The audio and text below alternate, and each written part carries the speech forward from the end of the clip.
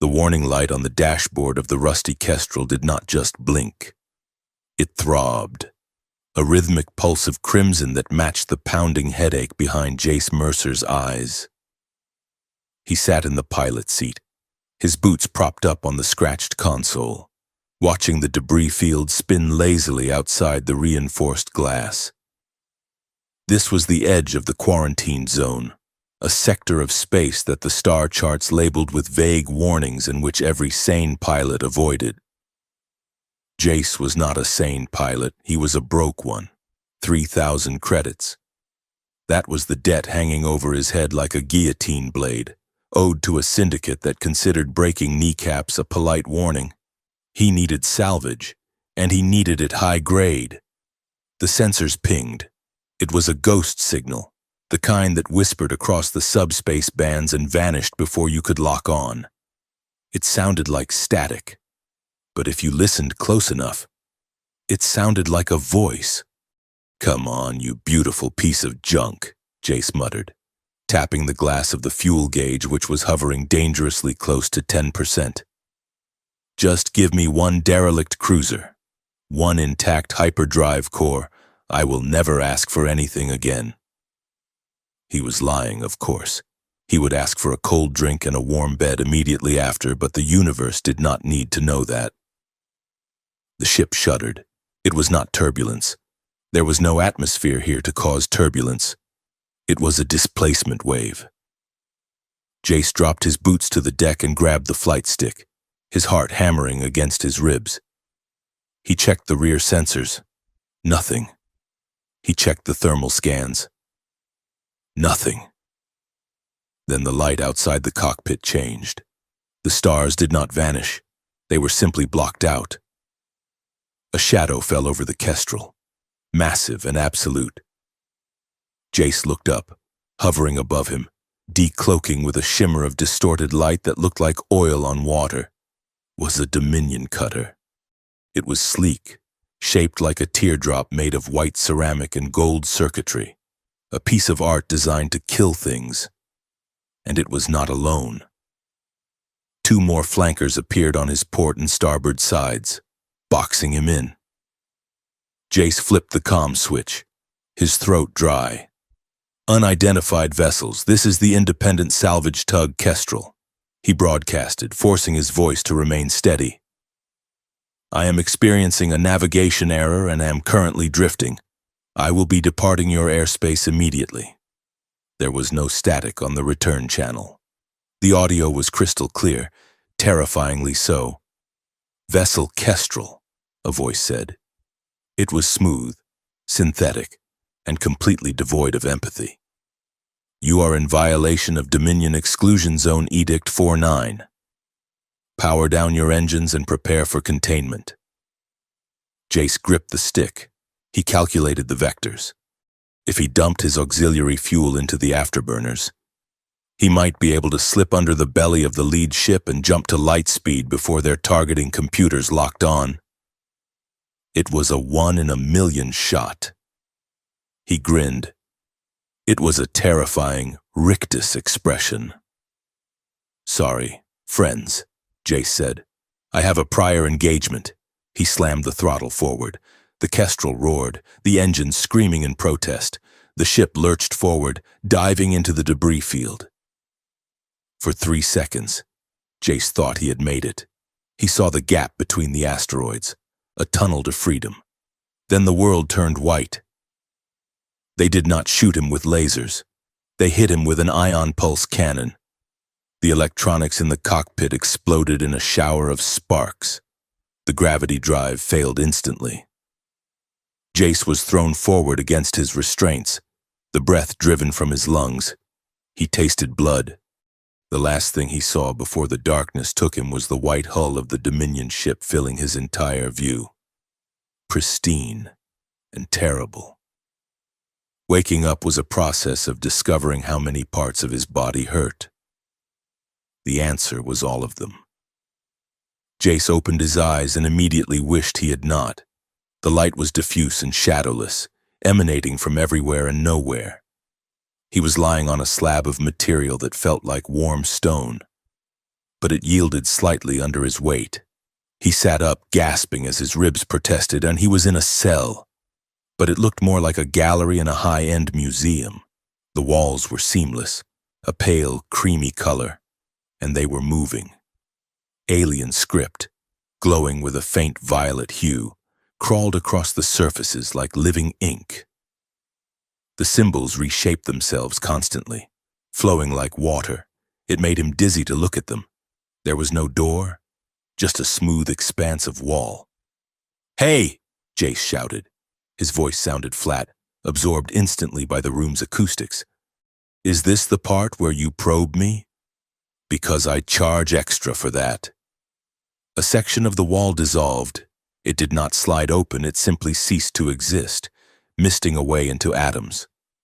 A figure stepped through. It was a Dominion officer, tall and thin, wearing a uniform that looked less like fabric and more like a second skin of woven silver mesh.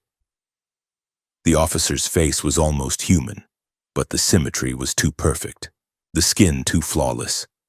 The eyes were large, irisless pools of dark blue.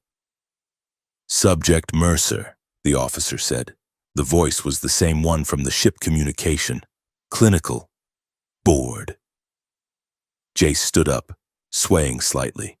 He tried to project an air of casual menace, which was difficult when he was wearing a flight suit that smelled like ozone and sweat. "That is Captain Mercer to you," Jace said. "And I want to speak to your superior. You cannot just snatch a registered salvage pilot out of the void. There are laws." The officer tapped a data pad, a thin sheet of glass, without looking up. "The laws apply to citizens of the Pacts," the officer said. "You were apprehended in a quarantined sector carrying unauthorized scanning equipment. Under the reassignment protocols of Cycle 7, you have been processed." "Processed?" Jace stepped forward, his fists balling at his sides. "Processed as what? A prisoner?" The officer finally looked at him. The blue eyes held no malice, which made it worse. They held nothing at all. "Recovered contraband personnel," the officer said. Jace blinked. "Excuse me?" "You are property pending reassignment," the officer clarified, as if explaining the weather to a child. "Your ship has been recycled for raw materials. Your citizenship has been revoked due to criminal trespass. You are now an asset of the Celestine Dominion." Jace laughed. It was a sharp, jagged sound that scraped his throat. "Property," he repeated. "You think you can just own me? Buddy, I am a walking bad investment. I possess 3,000 credits of debt and a liver that has seen better days. You want to throw me back?" "We do not throw back," the officer said, stepping aside. "Come. Your buyer is waiting." "Buyer?" The word hung in the air, cold and heavy. Jace walked out of the cell, not because he wanted to, but because two drones, silent, floating spheres of chrome, drifted in behind him, their weapon ports glowing with lethal heat. They marched him through a corridor that was wide enough to drive a tank through. One side of the hallway was transparent aluminum, looking out into the void. Jace stopped. His breath fogged the glass. They were not on a ship anymore. They were orbiting a planet that swirled with clouds of violet and gold. And floating above the atmosphere was a structure that defied engineering logic. It was a spire, miles high, tethered to an orbital ring. It glittered like a diamond needle piercing the heavens. Ships moved around it like gnats around a lantern. "House Vale's spire," the officer said, noting Jace's stare. "Try not to embarrass yourself. The atmosphere inside is adjusted for high-born physiology. You may find the air thin." Jace glared at him. "I will try not to breathe too much of your expensive air." The transport tube shot them toward the spire at a speed that made Jace's stomach try to exit through his mouth. When the doors opened, the sensory overload was instant. The arrival deck was a cavern of white marble and hanging gardens, plants with bioluminescent leaves draped from the ceiling, dripping nectar into crystal basins. The air smelled of ozone and crushed flowers. People, Dominion citizens, moved through the space with fluid grace. They were all tall, all beautiful, wearing robes of shifting colors. Jace felt small. He felt dirty. He felt like a smudge of grease on a wedding dress. The drones nudged him forward. They led him through a series of massive archways deeper into the palace. The silence was unnerving.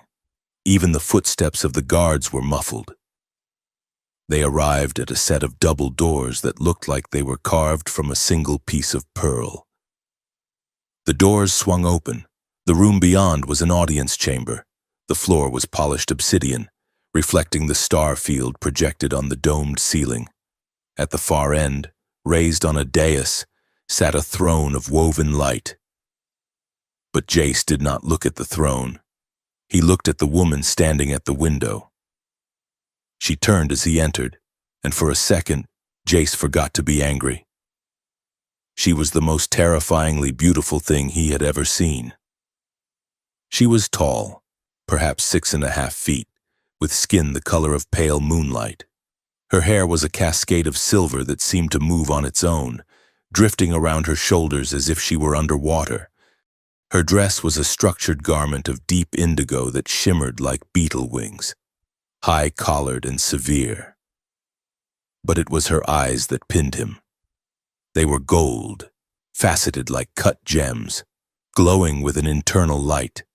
They were predator's eyes.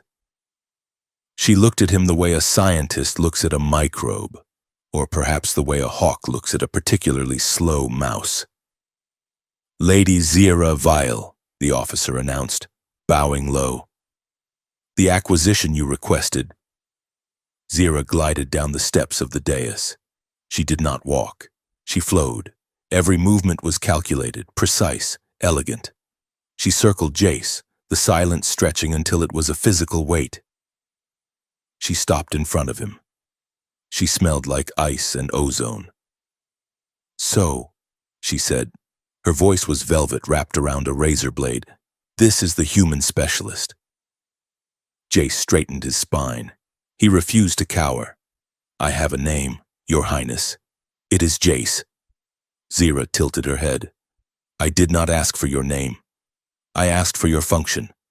She reached out, her fingers hovering inches from his face.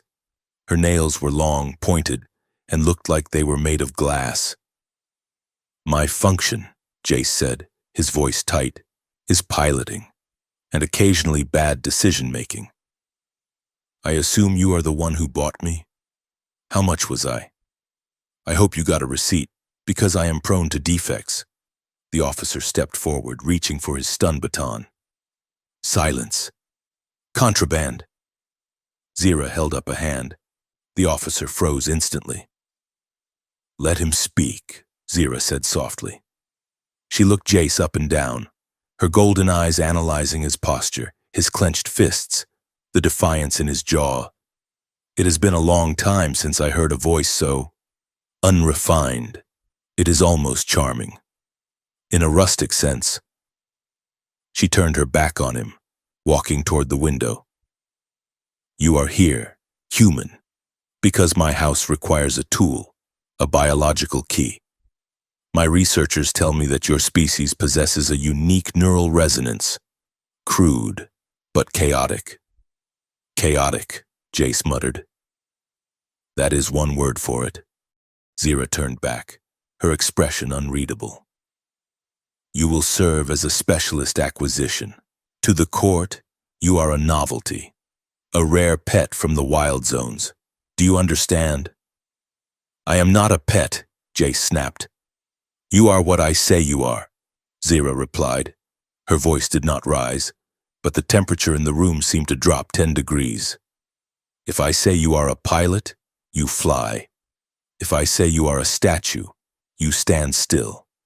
If I say you are dust, you will be scattered on the wind. Do not mistake my curiosity for kindness." She signaled to the drones. Bring him to the vault. Let us see if the investment yields a return. The vault was deep in the heart of the spire. The air here was colder, heavier. The walls were lined with containment fields holding strange, floating objects, shards of metal, glowing orbs, twisted organic shapes. In the center of the room, on a pedestal of black metal, sat a transparent cube. Inside the cube, suspended in a magnetic field, was the relic. It looked like a heart made of chrome and starlight. It pulsed with a slow, rhythmic beat. Every time it pulsed, the air around it rippled. Zira dismissed the guards with a wave of her hand. They retreated to the door, leaving Jace alone with the noblewoman and the machine. Touch the containment field, Zira ordered. Jace looked at the cube. Why? Is it going to melt my brain? It might, Zira said coolly. But if it does, it will prove you were the wrong candidate. Proceed. Jace hesitated. He looked at Zira. There was a tension in her posture now, a tightness in her shoulders that betrayed her calm facade. She needed this. Whatever this was, she was desperate for it. He stepped up to the pedestal. He raised his hand. Here goes nothing, he whispered. He pressed his palm against the cool surface of the containment field. The reaction was instantaneous. The relic did not just pulse, it screamed. A sound that was not sound, but a vibration that rattled Jace's teeth, erupted from the core. The chrome heart flared with blinding white light. Jace tried to pull his hand away, but he was stuck, held fast by a magnetic grip. Energy surged up his arm, warm and electric. He gasped. Above the cube, the light coalesced. It spun and twisted, forming a three-dimensional projection. It was a star map, but not like any Jace had ever seen. The stars were connected by lines of fire, weaving a complex web. One line burned brighter than the others, stretching out into the unknown dark of the galaxy. The spire's alarms began to wail, a low, mournful siren. Guards burst into the room, weapons raised. Zira stared at the map, her eyes wide. The reflection of the starfire danced in her golden irises. Her expression was a war between triumph and absolute terror. "It is awake," she whispered. "It responds to him." Jace yanked his hand back. The connection broke.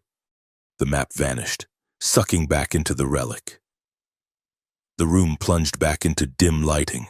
Jace stumbled back, clutching his hand. It tingled, like he had stuck it in a power socket. "What the hell was that?" he demanded. Zira did not answer. She was staring at the relic, her chest heaving slightly.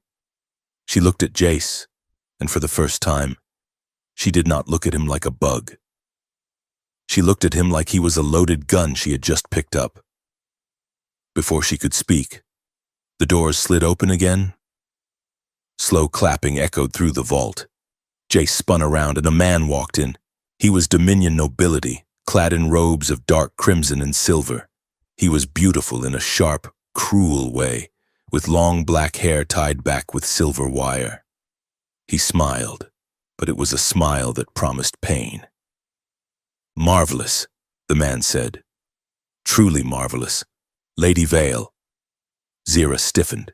She composed her face instantly, the mask of the noblewoman sliding back into place. "Lord Sarek," she said, "to what do I owe the intrusion? This is a private laboratory." Sarek walked around the perimeter of the room, his eyes flicking to Jace. "I heard the energy spike from 3 levels up," Sarek said smoothly. "I merely came to ensure my dear neighbor had not accidentally blown a hole in the station."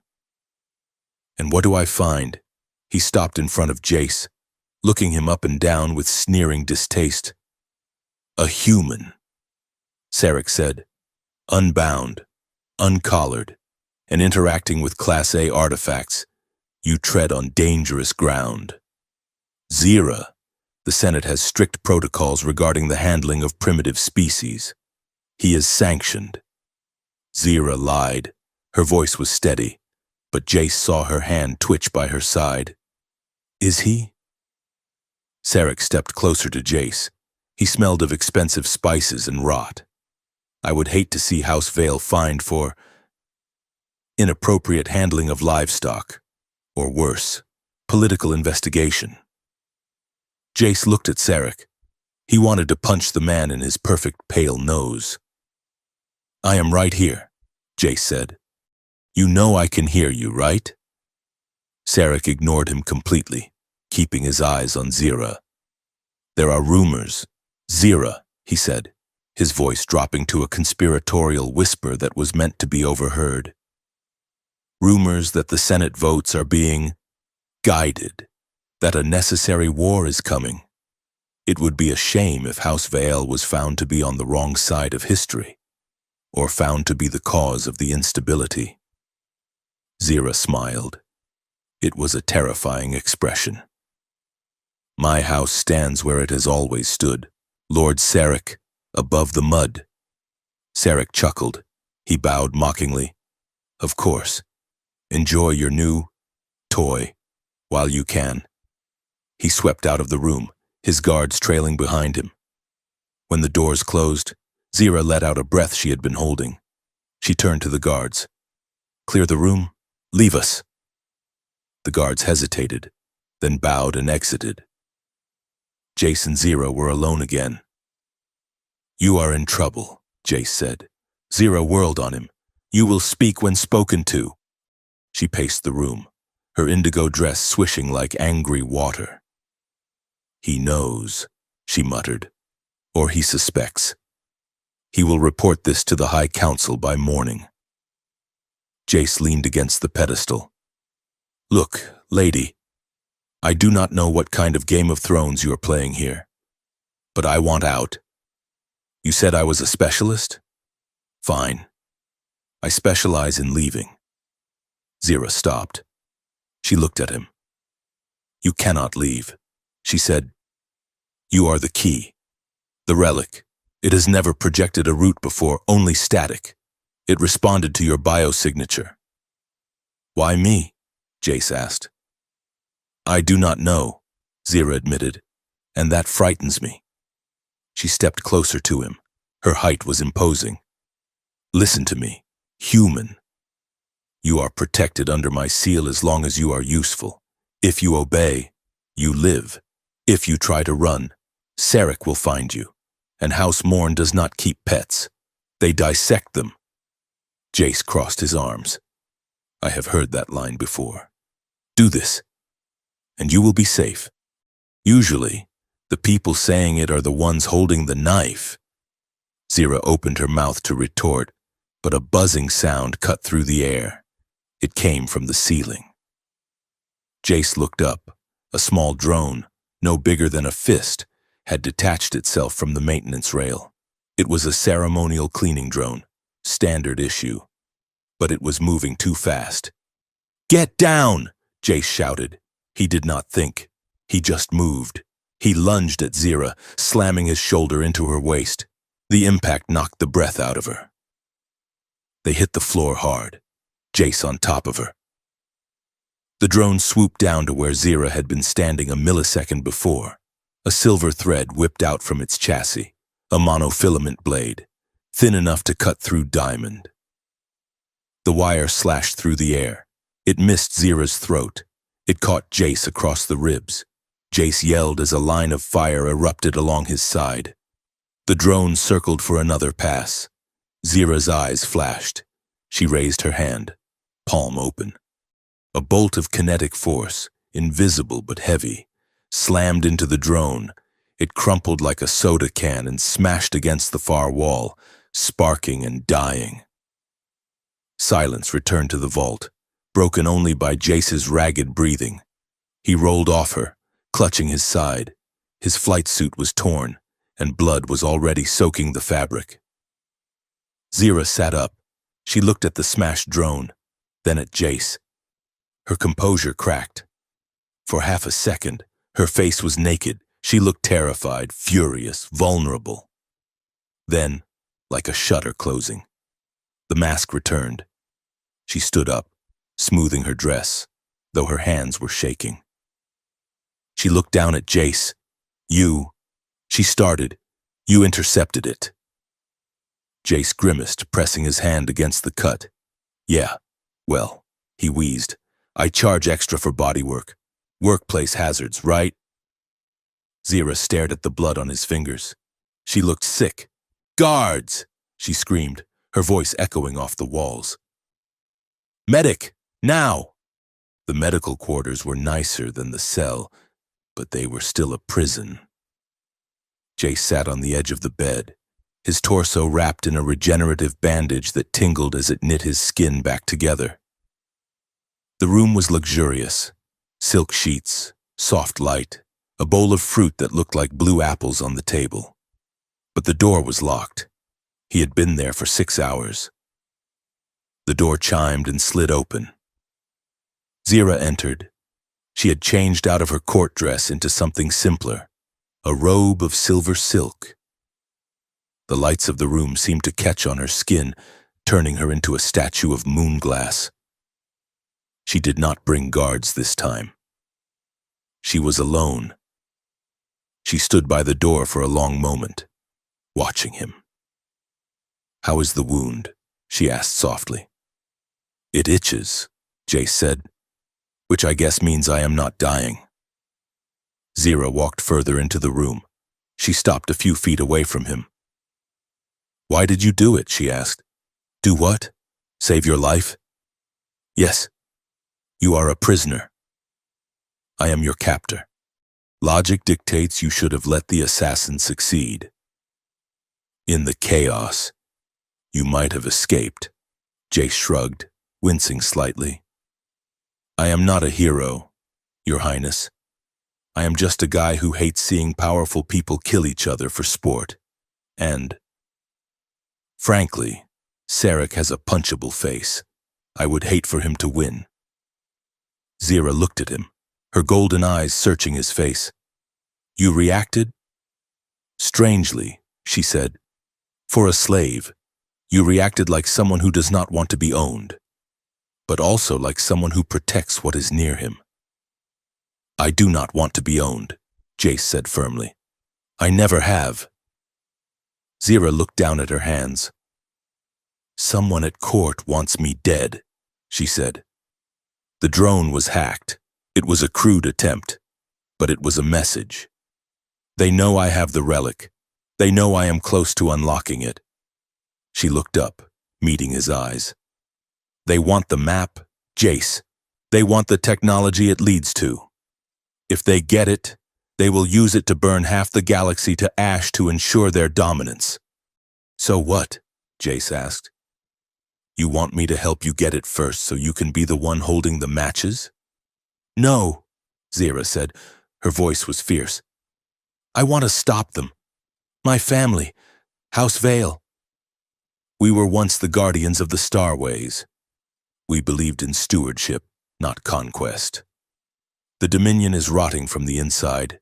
Jace, assassins in silk, senators paid in secrets. They are engineering a war to profit from the wreckage." She took a step closer. "I need you. The relic speaks to you, I do not know why, but it does." She extended a hand. "I offer you a bargain. Help me decode the map. Help me find what it points to before Sarek and the Mirror Regency do." "And in return?" Jace asked. Zira hesitated. Then she lifted her chin.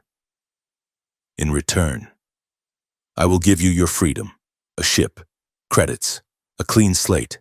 You can go back to the Drift and no one will ever hunt you again." Jace looked at her hand. It was slender, alien, dangerous. He looked at her eyes. He saw the fear she was trying to hide. He thought about the debt. He thought about the Kestrel being turned into scrap. He thought about the ghost signals. He stood up. He took her hand. Her skin was cool to the touch. "You have got a deal." "Lady Vale," Jace said, "but if you double-cross me, I am going to crash your fancy station into the nearest moon." Zira's lips twitched. a ghost of a smile. I would expect nothing less. Jace Mercer. Through the walls of the medical bay, a low hum began to vibrate. It was the relic, deep in the vault. It was singing. Jace felt the hair on his arm stand up. This was not just politics. This was not just a salvage job. Something ancient was waking up, and he was standing right in the center of the blast zone.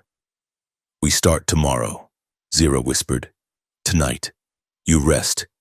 You will need your strength." She pulled her hand away, the contact breaking with a tangible static spark. She turned and walked to the door. "Zira," Jace called out. She paused, looking back over her shoulder. "Thank you," he said. "For the doctor." Zira stared at him for a beat. "Thank you," she replied softly. "For the shove." The door slid shut, locking Jace in. But this time, the silence didn't feel quite so empty. It felt like the quiet before a storm. The collar of the formal tunic itched like it was woven from fiberglass and spite. Jace Mercer stood near the edge of the grand reception hall, trying to look like a mysterious specialist from the outer rim and not like a salvage pilot who was currently calculating how many credits he could get for the chandelier if he managed to pry it off the ceiling. The fabric was a deep, iridescent midnight blue, chosen by Lady Zira to match her house colors. It fit him perfectly, which was the problem. It was designed to show off the musculature of her acquisition, a silent declaration to the rest of the court that House Vial could afford prime stock. "Stand up straight," Zira murmured. She was standing next to him, holding a glass of nectar that bubbled with golden light. "You look like you are waiting for a bar fight to break out." Jace adjusted his posture, wincing as the stiff fabric dug into his neck. "In my experience, Your Highness, a bar fight is usually the logical conclusion to a room full of people drinking expensive poison and smiling like sharks." "Do not call them sharks," Zira said, taking a delicate sip. "Sharks are honest predators. These people would kill you and then bill your next of kin for the cleaning of the floor." She was not joking. Jace had spent the last week drowning in the treacherous waters of the Dominion Court, serving as Zira's translator and relic interface. The title was made up, a polite fiction to explain why a human was walking beside a high-born lady instead of walking 10 paces behind her with a shock collar. The hall was filled with the elite of the spire. Beings of impossible beauty and terrifying political power drifted through the room. The air smelled of ozone, exotic perfumes, and fear. A woman approached them. She was short for a Dominion citizen, draped in layers of translucent yellow silk. Coiled around her neck was a creature that looked like a snake made of living emeralds. It blinked 4 eyes in slow, rhythmic sequence. "Lady Vale," the woman crooned. Her voice was like honey poured over gravel. "And this must be the curiosity everyone is whispering about." "Duchess Orin," Zira said, inclining her head just enough to be polite but not enough to show respect. "May I present Specialist Mercer? He is assisting me with the restoration of the family archives." The Duchess turned her gaze to Jace. The snake around her neck did the same, darting a forked tongue in his direction. "Charmed," the Duchess said. "Tell me." "Specialist, is it true your species still requires sleep every cycle? How quaint. How do you get anything done?" Jace smiled.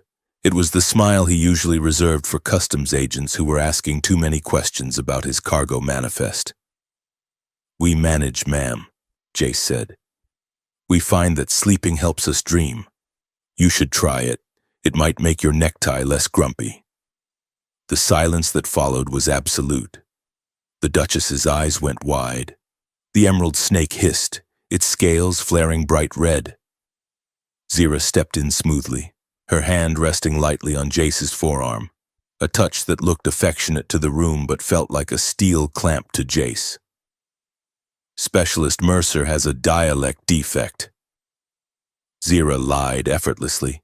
In his native tongue, the word for grumpy implies a state of high alertness and formidable beauty. He was complimenting the vibrancy of your symbiont. The Duchess blinked, processing the lie. She chose to accept it, mostly because challenging Zira Vielle in public was a good way to end up socially dissected. "Oh," she said, her smile returning though it was strained. "How?" "Poetic. Do teach him better diction. Zira, the primitives can be so easily misunderstood." She drifted away. Zira did not let go of Jace's arm. She leaned in close, her lips brushing his ear. "That was a symbiote of the Argus lineage," she whispered. "It is sentient, venomous, and has a rank in the peerage higher than yours. If you insult it again, I will let it bite you." "I thought it was jewelry," Jace whispered back. "It looked at me funny." "Everything here looks at you funny," Zira hissed. "Stop making enemies. I have enough for both of us." Jace looked around the room. She was right. He could feel the eyes on them. They were not looking at him as a person. They were looking at him as Zira's latest indulgence. He had heard the rumors in the mess halls and the corridors. Lady Zira, the Ice Queen of the Spire, who collected lovers like art and discarded them just as easily. He looked at her profile. She was composed, radiant, utterly untouchable. But he noticed the way her fingers tightened on the stem of her glass. He noticed the micro-tremors in her jaw when Lord Sarek entered the room across the hall. The rumors said she was a predator. Jace was starting to suspect she was the only prey in a tank full of monsters who had simply learned to bite back first.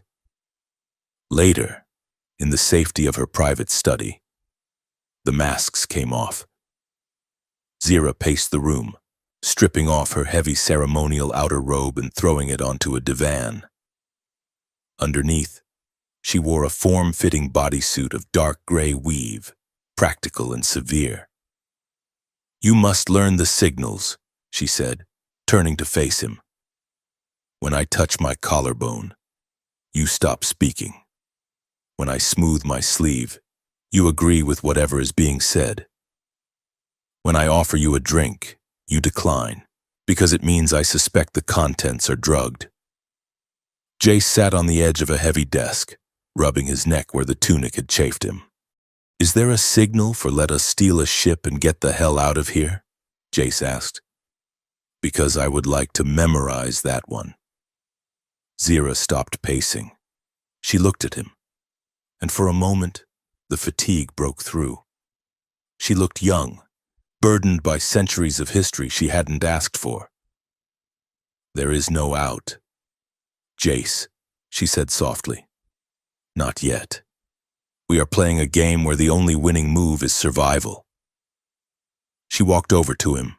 He straightened up, instinctually bracing himself. He saw her eyes flicker to his hands, to the way his knuckles whitened gripping the edge of the desk. "You flinched," she noted. "I did not," Jace lied. "You did." Zira reached out, but stopped her hand inches from his face. "You expect to be struck. Is that how your people discipline their assets?" Jace looked at her hand. It was steady, dangerous, yet currently harmless. "I have worked for syndicates." "High-born," Jace said. "When you make a mistake, you pay for it. Sometimes with credits, sometimes with teeth. I like my teeth. I would prefer to keep them." Zira slowly lowered her hand. Her expression softened, a rare, genuine shift that transformed her face from beautiful to breathtaking. "In this room, you are not an asset," she said. "You are my partner. I do not strike my partners." She turned away, walking toward the secure door that led to the vault. "Come." The relic was active again during the reception. It wants you. Jace followed her. The transition from the opulent study to the cold, sterile vault was jarring. The relic sat in its containment field, pulsing with a rhythmic blue light. As soon as Jace stepped within 10 feet, the field flared. The star map projected into the air, but this time, it was different. It didn't just show a path, it showed a destination. A massive, swirling vortex of energy appeared in the projection. It looked like a gate made of singing crystal. Zira gasped, the choir gate. Jace looked at the projection. It looks like a gravity well with a grand entrance. What is it? It is a myth, Zira whispered, her face bathed in the blue light. Pre-imperial technology. The legends say the gate could fold space instantaneously, allowing travel across the galaxy without hyperlanes. It could control navigation, fleets, entire economies. If the Dominion possessed this, they would not just rule the sector, they would possess the stars themselves. And the map says it is real? Jace asked. The map says it is waiting, Zira said, and it is pointing to a sector that has been dark for 1,000 years. She looked at Jace. This is what Sarek wants. This is why the court is rotting. If the Mirror Regency gets this... She didn't finish the sentence. She didn't have to. Jace stared at the spinning gate. He felt a strange pull in his chest, a resonance in his bones. The relic wasn't just a machine. It felt like it was saying hello. We need to know who is pulling the strings, Jace said. We know Sarek is involved, but he is a peacock. He is too loud to be the brain. Zira nodded. We need proof. The drone that attacked me. We traced the components, but the trail went cold at a supplier shell company. Let me guess, Jace said. The supplier has encrypted files? Heavily, Zira said. And the physical records are in the Central Archive. Access is restricted to high Senate clearance. Jace grinned. It was a true grin this time, sharp and reckless. Good thing I am not a senator then. I am just a guy who knows how to bypass a maglock with a spoon and a prayer. The Central Archive was less of a library and more of a tomb for data. It was a massive, windowless structure in the station's core, kept at near freezing temperatures to preserve the crystalline data wafers. Getting in had been surprisingly easy, mostly because Zira had clearance for the lobby. Getting into the restricted sector, however, was where Jace earned his keep. The door to the secure wing was guarded by a biometric scanner and a logic puzzle lock designed to stump AI. Zira stood before it, frowning. My retinal scan will trigger an access log. If Sarek checks the logs, he will know we were here. Then we do not use your eyes, Jace said. He knelt by the maintenance panel at the base of the door. He popped the cover off with a multi-tool he had swiped from the engineering bay earlier that day.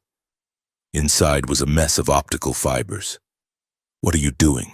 Zira hissed, looking down the hallway, unthinking like a thief, not a courtier. Jace muttered. This system is designed to keep out people who play by the rules. It expects a hack attempt on the logic core. So, I am going to trick it into thinking it is overheating. He shorted 2 fibers together. A spark jumped. The panel beeped. Thermal critical. A mechanical voice announced, engaging emergency vent protocols. The heavy door hissed and popped open 2 inches to allow airflow. Jace grabbed the edge of the door and heaved. It was heavy, but it slid. After you, Your Highness, he panted. Zira stared at him, then at the open door. You just broke the safety protocol. I bypassed the bureaucracy, Jace corrected. Come on. Inside, the rows of data caskets stretched into the dark. They found the docket for the supplier company quickly. Jace interfaced his datapad with the terminal, bypassing the encryption by routing the signal through the station's waste management system, a trick he'd learned smuggling spice in the Outer Rim. No one monitored the garbage frequencies. Got it, Jace whispered. He pulled up the file. It wasn't just a supplier invoice. It was a communication log. Zira leaned over his shoulder. Her breath hitched. The log showed authorized payments for the drone components. But the authorization code didn't belong to House Morn. It was forged to look like it came from House Vial. And there was more. A drafted press release, dated for 3 days in the future. Lady Zira Vale, disgraced conspirator, found guilty of attempted coup against the Regency, executed for treason. Zira stood up straight. Her face was pale. They are not just trying to kill me, she whispered. They are going to frame me. They are going to use my death to justify a purge of the old houses. She looked at her hands. They were shaking. She quickly hid them behind her back, her posture rigid. We have to go, she said, her voice brittle. We have what we need. Jace stood up. He saw the crack in the armor. He saw the terror of a woman who realized her entire life was being rewritten by people who viewed her as a statistic. Hey, he said softly. Do not, she snapped. Do not pity me, human. I am Zira Vile. I do not require... Footsteps echoed in the corridor outside. Heavy metallic boots. Patrol, Jace hissed. He grabbed her hand, no permission asked, and yanked her into the shadows between 2 massive server banks. It was a tight squeeze. They were pressed chest to chest, hidden in the narrow gap. The patrol moved past the opening of the row. 2 sentinels, armored cyborgs with sensors sweeping the air. Jace held his breath. Zira was pressed against him, her body radiating heat. He could feel her heart hammering against his chest. She was tall, her eyes level with his. The sentinels paused. A red scanning laser swept across the floor, stopping inches from Jace's boot. Zira froze. She looked up at Jace, her eyes wide with panic. Jace moved his hand slowly, placing it on the small of her back to steady her. He leaned in, his mouth inches from her ear. Breathe, he mouthed. The laser moved on. The heavy footsteps faded. They didn't move. The silence in the gap was thick, heavy with adrenaline and something else. The proximity was suffocating. Jace could smell the scent of her skin, cool rain and electricity. He was hyper-aware of the curve of her waist under his hand, of the rise and fall of her chest against his. Zira looked at him. Her gaze dropped to his lips, then back up to his eyes. The air between them crackled. It was dangerous. It was the kind of tension that destroyed kingdoms. You are touching me, she whispered. It wasn't an accusation. It was a statement of fact. Jace didn't let go. We are hiding, Your Highness. Are we? Zira asked. Her voice was breathless. Or are you forgetting your place? Jace felt a flash of irritation mixed with the attraction. He pulled his hand back, creating a sliver of distance between them. My place, Jace whispered, his voice low and hard. Is that what this is? You think because you bought my debt, you own my hands? You own my will? Zira stiffened. I saved you from the void. You rented a pilot, Jace countered. You did not buy a toy, and you definitely did not buy a man who is going to stand here and let you look at him like he is a convenient distraction from your fear. Zira recoiled as if he had slapped her. Her eyes flashed with anger, then confusion. I do not, she stammered. I am not. If you want my loyalty, Jace said, holding her gaze, you earn it. If you want anything else, you ask for it. You do not take it, and you do not pretend it is a privilege for me to be used. The silence stretched. Zira stared at him, stripped of her courtly defenses. She looked at the human who refused to play by the rules of her world. Then, she did something impossible. I apologize, she whispered, Jace blinked. Zira looked down. I am not used to resistance. I am not used to people who are real. You are right, Jace. I should not have assumed. She looked back up, her expression fierce but open. I do not want a toy. I do not know what I want. But I know I do not want you to be afraid of me. Jace let out a breath he didn't know he was holding. The anger drained away, leaving a strange, warm ache in his chest. I am not afraid of you, Zira, he said softly. I am afraid for you. For a second, it looked like she might lean in, like the distance might close completely. Then the intercom blared. Sector 4 patrol complete. Cycling locks. The moment shattered. Zira stepped back, the mask sliding back into place, though it looked thinner now. We must prepare, she said, her voice steady but slightly lower than usual. The masquerade gala is tonight. If Sarek is making a move, he will do it there. The masquerade gala was a hallucination of wealth. The ballroom was a hollowed-out asteroid with a transparent dome ceiling, giving the illusion of dancing in open space. The guests wore masks of spun glass, liquid metal, and holographic light. Jace wore a mask that covered the upper half of his face, simple and black. Zira wore a creation of silver feathers that framed her face like a hawk's visage. They moved through the crowd. Jace felt the stares. He was the exotic accessory, the human pet on the arm of the struggling noblewoman. Keep your eyes open, Zira murmured. Sarek will be here. He found them near the center of the room. Lord Sarek was wearing a mask that looked like a flayed skull made of gold. Lady Vale, Sarek said, intercepting them. You look fragile tonight. Lord Sarek, Zira replied, her voice ice. And you look like you are waiting for a funeral. Perhaps I am, Sarek said. He leaned in, ignoring Jace completely. I have a proposal. Zira, a way to avoid the unpleasantness that is coming. Zira raised an eyebrow. I am listening. Give me the root, Sarek whispered. Hand over the human and the data from the relic. If you do, House Morn will extend its protection to House Vale. The scandal regarding the coup, it will disappear. We can find another scapegoat. Zira went still. Jace tensed, ready to move. And if I refuse? Zira asked. Sarek smiled behind the golden skull.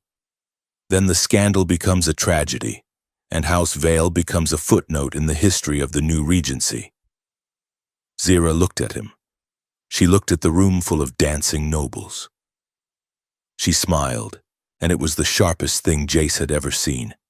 I would rather burn, Sarek, than be protected by a man who hides behind a mask of gold to cover the rot in his soul. My answer is no. Sarek straightened. He didn't look angry. He looked disappointed. A pity, he said. He turned and walked away. Jace watched him go. He scanned the room. Something was wrong. Zira, Jace whispered. Look at the guests. Around the room, small clusters of nobles were talking. But they weren't just talking. They were repeating the same gestures. A duke in the corner raised his glass at the exact same second as a countess 30 feet away. A group of 3 senators nodded in perfect unison. Their timing synchronized down to the millisecond. It wasn't natural. It looked like a glitch in a simulation. They are synchronized, Zira whispered, horror dawning in her voice. Jace focused on their lips. He read the movement. For the unity. For the stability. For the mirror. They are chanting, Jace said, sub-vocalizing. We found a term in the archive. Zira said, the Mirror Regency. We thought it was a faction name. It is not a faction, Jace realized. It is a hive mind, or neural conditioning. They are being controlled. Zira gripped his arm. We cannot stay here. If Sarek gives the order, Half this room will turn on us. We have to leave the station. Now. Back in Zira's quarters. The energy was frantic. Zira was packing a small satchel with data drives and essentials. Jace was checking the charge on a stolen pulse pistol. We cannot just fly out, Jace said. The Senate controls traffic control. They will tag the Kestrel. Wait, I don't have a ship anymore. We will be shot down before we clear the docking clamps. We need a legal shield, Zira said. She stopped packing. She turned to a console and began typing furiously. There is a loophole, an old Dominion law, a bonded retainer, a servant who is legally bound to a high noble house cannot be detained or fired upon without a direct vote from the High Council. It would buy us passage through the blockade. She turned to Jace. She held out a data pad. Jace looked at it. It was a contract. Bonded retainer, life service. It was a slavery contract with a fancy font. You want me to sign my life away? Jace asked. It is a shield. Jace, Zira said urgently. It is the only way to get you on a diplomatic manifest. Once we are clear, I will annul it. Jace looked at the contract. He looked at the words, property of House Vial. He felt a cold knot in his stomach. This was everything he hated, everything he feared. He looked at Zira. She wasn't looking at him like a master. She was looking at him like a drowning woman looking for a raft. I will sign it, Jace said slowly. On one condition. Name it, Zira said. You swear, right now, on your house, on your blood, on whatever you people hold sacred, that you will never use this to force me. You swear that I am free to walk away the second we are safe. Zira didn't hesitate. She stepped forward, placing her hand over his heart. I swear it, she said, her voice shaking with intensity. By the blood of Vial, by the light of the spire, you are not my property. Jace Mercer, you are my equal. I will never force you. Jace believed her. He took the data pad. He pressed his thumb against the screen. Accepted. The system beeped. Status updated, bonded retainer. Good, Zira said, exhaling. Now we move. A chime rang out from the vault. It was loud, urgent. They ran into the room. The relic was going haywire. The star map was spinning wildly, projecting a single vector line that pointed out of the station toward a cluster of ships leaving the docks. It is a diplomatic convoy, Zira said, reading the sensor data, heading for the outer rim. The relic pulsed again. Now. The intent was clear. It wants us on that convoy, Jace said. Zira looked at Jace. She looked at the map. Then we go, she said. She grabbed a cloak, throwing it over her shoulders. She looked at Jace, dressed in his formal wear, holding a stolen gun, legally her slave but standing like a king. Are you ready to be a fugitive? Jace? Jace checked the power cell on the pistol. Your Highness, he grinned. I was born a fugitive. I was just waiting for the right crime. They stepped out of the quarters, into the hallway, and ran toward the hangar bay, leaving the safety of the cage for the danger of the dark.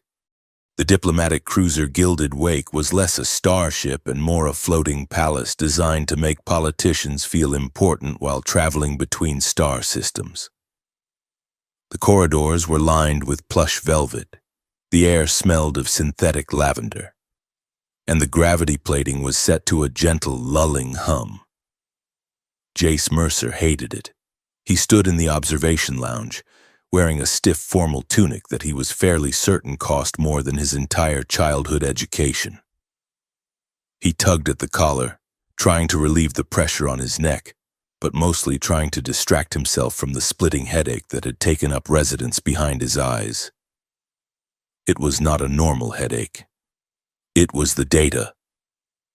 Before they had fled the spire, Zira had uploaded a shard of the relic's projected route directly into Jace's neural interface. It was a crude, desperate move.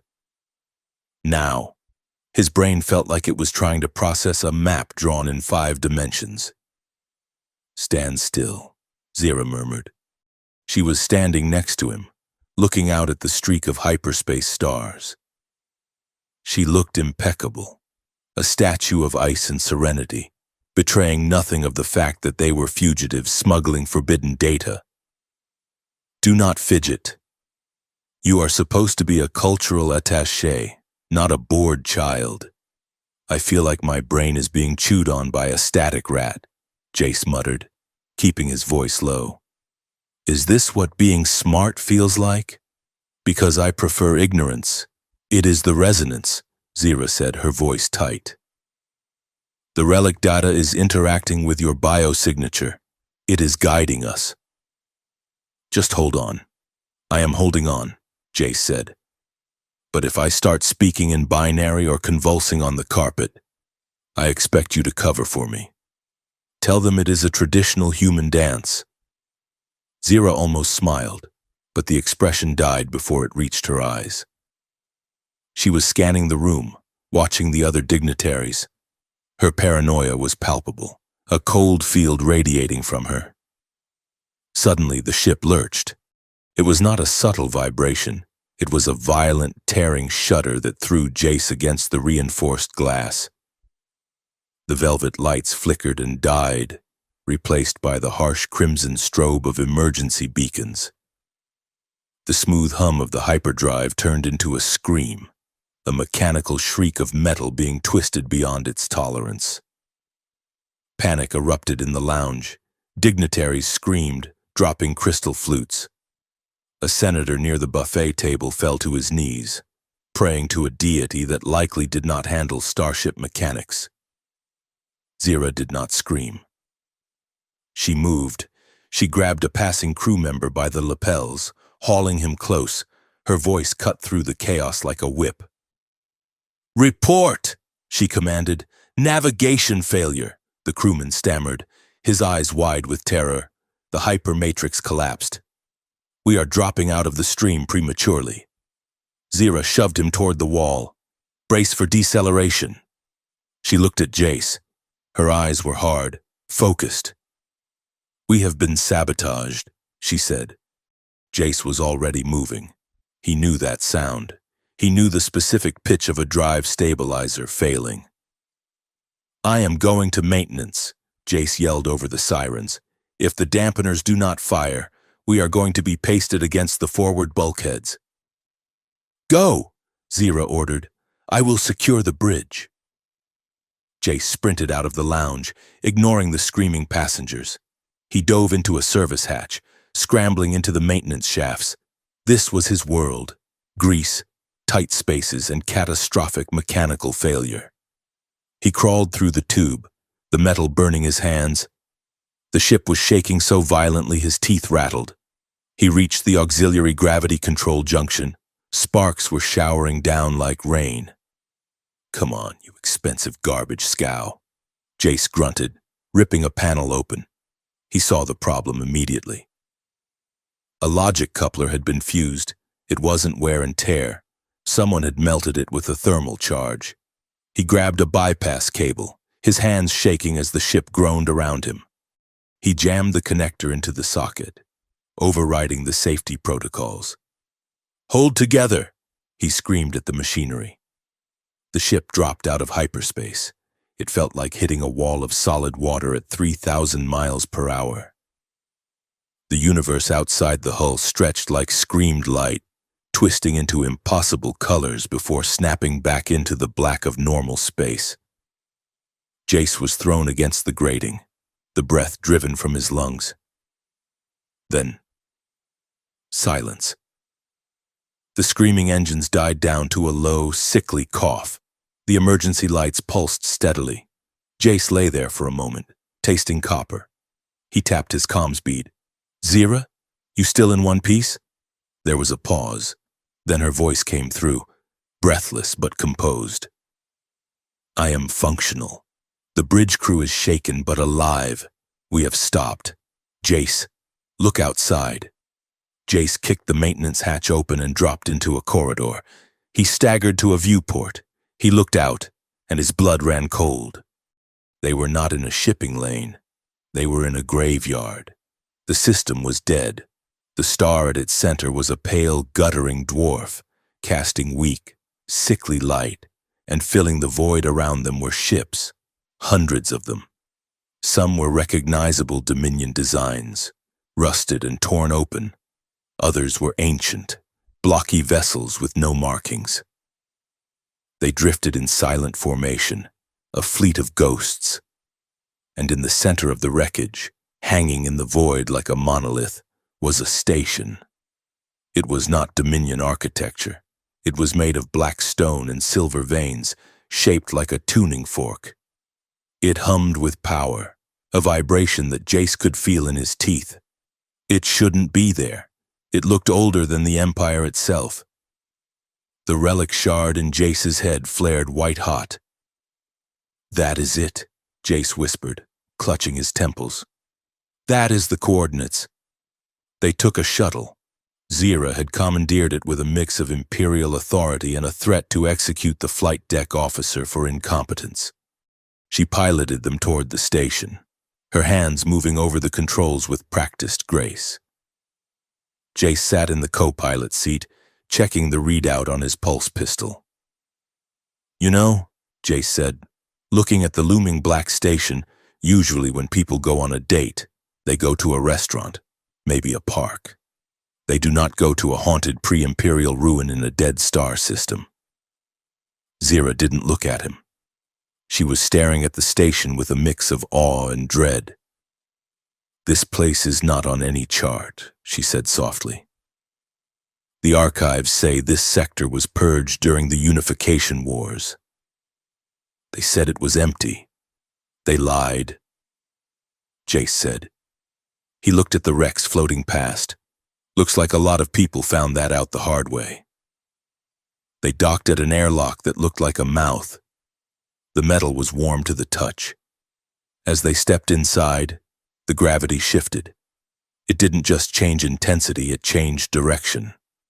One moment down was the floor, the next it was the wall. The corridor twisted in non-Euclidean angles, folding back on itself.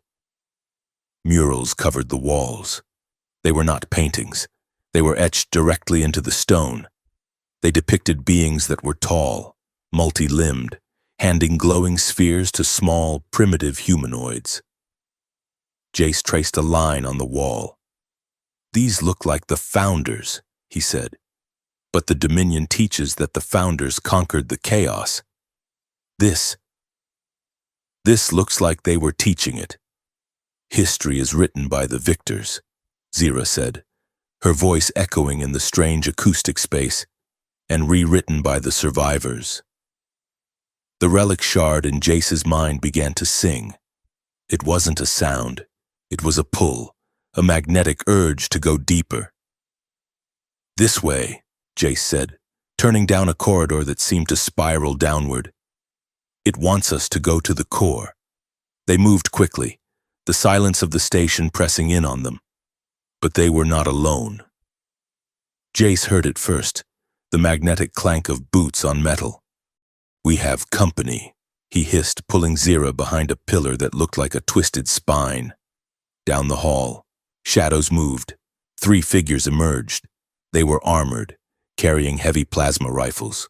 On their chest plates, they wore the emblem of the Senate Guard, but their gear was non-standard, mercenary modifications.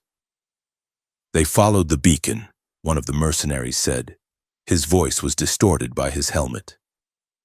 "Find them, kill the human, secure the Noblewoman." Zira went stiff against Jace. "Senate tags," she whispered. They tracked the convoy. The government is not just watching, they are hunting. Jace looked at the corridor ahead. It branched into 3 paths. "The relic," he whispered. "Which way?" The singing in his head spiked. "Left, left," Jace said. "Run." They bolted. The mercenaries saw them instantly. "Contact!" a voice roared. Plasma fire sizzled through the air, scorching the stone pillar. Zira and Jace sprinted down the left corridor. The floor tilted, becoming a slide.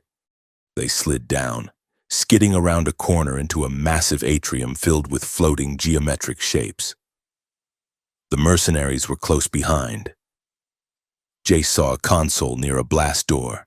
It was ancient, covered in dust, but the lights were active. He slammed his hand onto the panel. The station's voice boomed. It was a melodic, multi-tonal sound, speaking a language that shouldn't have been understandable. Yet Jace's neural interface translated it instantly. Intruder alert. Defense protocols active. Please state intent for entry. The blast door began to close, but slowly, too slowly. The mercenaries were rounding the corner. Jace looked at the panel. There was no keypad, just a voice receptor. State intent, the station repeated. We are just tourists, Jace yelled. Intent invalid. Targeting systems engaging. Turrets dropped from the ceiling, aiming at Jace and Zyra. Jace panicked. He looked at Zyra, then back at the sensor. Romantic getaway, he blurted out. We are on a romantic getaway. Please do not shoot us. The system paused. The turret stopped tracking. Processing. Emotional resonance detected. Privacy protocols engaged. Enjoy your stay. The blast door slammed shut with a hiss, sealing them in and the mercenaries out. Jace leaned against the door, sliding down to the floor, panting. Zyra stared at him. Her eyes were wide. Romantic getaway? She asked, her voice hovering between disbelief and amusement. It was the first thing that popped into my head. Jace defended, wiping sweat from his forehead. And hey, it worked. The station is apparently a romantic. Zyra shook her head, a small, genuine laugh escaping her lips. You are absurd.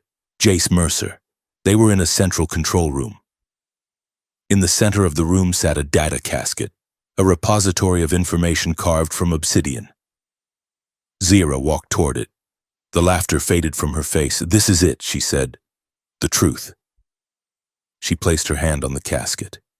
It opened, projecting a holographic display. It wasn't a map. It was a dossier. Jace watched as the text scrolled. It detailed a plan called the Mirror Protocol. It outlined the creation of a clone ruler, grown in a vat, designed to be perfectly obedient. But that wasn't the worst part. The plan required a catalyst, a war to frighten the populace into accepting a dictator. Jace read the text aloud. Stage 1, incite border conflict. Stage 2, Framehouse Veil for supplying insurgents. Stage 3, public execution of Veil leadership to restore order. Zyra went pale. She gripped the edge of the casket until her knuckles turned white. They are not just framing me, she whispered. They are going to erase my family, not my mother, not my sisters, everyone. She turned away, walking to the edge of the room. Her shoulders were shaking. Jace watched her. He saw the statue crack. He saw the terrified woman beneath the noblewoman's armor. He walked over to her. He didn't touch her. He just stood close enough that she could feel he was there. I was trained for this, Zyra said, her voice trembling. Since I was a child, I was taught to be a symbol, to never show fear, to never need anyone. Because if you need someone, you have a weakness. And if you have a weakness, you can be exploited. She turned to face him. Her eyes were wet, filled with a lifetime of repressed emotion. I do not know how to be anything else. Jace. I am a construct, just like that puppet ruler they are growing in a lab. Jace looked at her. He saw the pain, the loneliness that was so deep it looked like a physical wound. He stepped closer. You are not a construct. Zyra. Constructs do not laugh at bad jokes. Constructs do not save salvage pilots from execution. He let out a short, bitter laugh. You want to talk about masks? I have spent my whole life cracking jokes. If I can make people laugh, they do not look too closely at me. They do not see that I am terrified of dying alone in the dark. I turn everything into a punchline because if I stop laughing, I have to realize how disposable I am. Zira looked at him. Really looked at him. She reached out, her hand trembling. Her fingers brushed the bandage on his ribs, the wound he had taken for her. Her touch was light, but it sent a shockwave through him. "You are not disposable," she whispered. Her hand moved up, resting on his chest, over his heart. The distance between them vanished. The air became thick, charged with something heavier than gravity. It was grief, and rage, and a desperate, clawing need. Zira leaned in. Her eyes searched his. "I want you," she said. Her voice was low, raw. "And that terrifies me, because I do not know if I want you because you are here, or because you are the only thing that makes me feel real." Jace didn't back away. He didn't make a joke. "It does not matter why," he said softly. "Wanting someone does not make you weak. Zira, it makes you alive." He covered her hand with his. "Using someone, taking them without their consent. That is weakness. That is what Sarek does. That is not you." Zira let out a shuddering breath. She rested her forehead against his. "Jace," she breathed. The moment hung there, fragile and perfect, a spark in the dark. Then, the station screamed. The walls shifted. The floor groaned. Intruder breach in Sector 4. The station announced, initiating containment protocols. The mercenaries had blown the door. "We have to move," Jace said, pulling away. "The data. We need the proof." Zira turned back to the casket. She pulled a crystalline drive from the slot. "This is the truth seal," she said. "It contains the biometric data of the Senate conspirators. If we can broadcast this, it will prove everything." The floor beneath them split open. It wasn't a trap.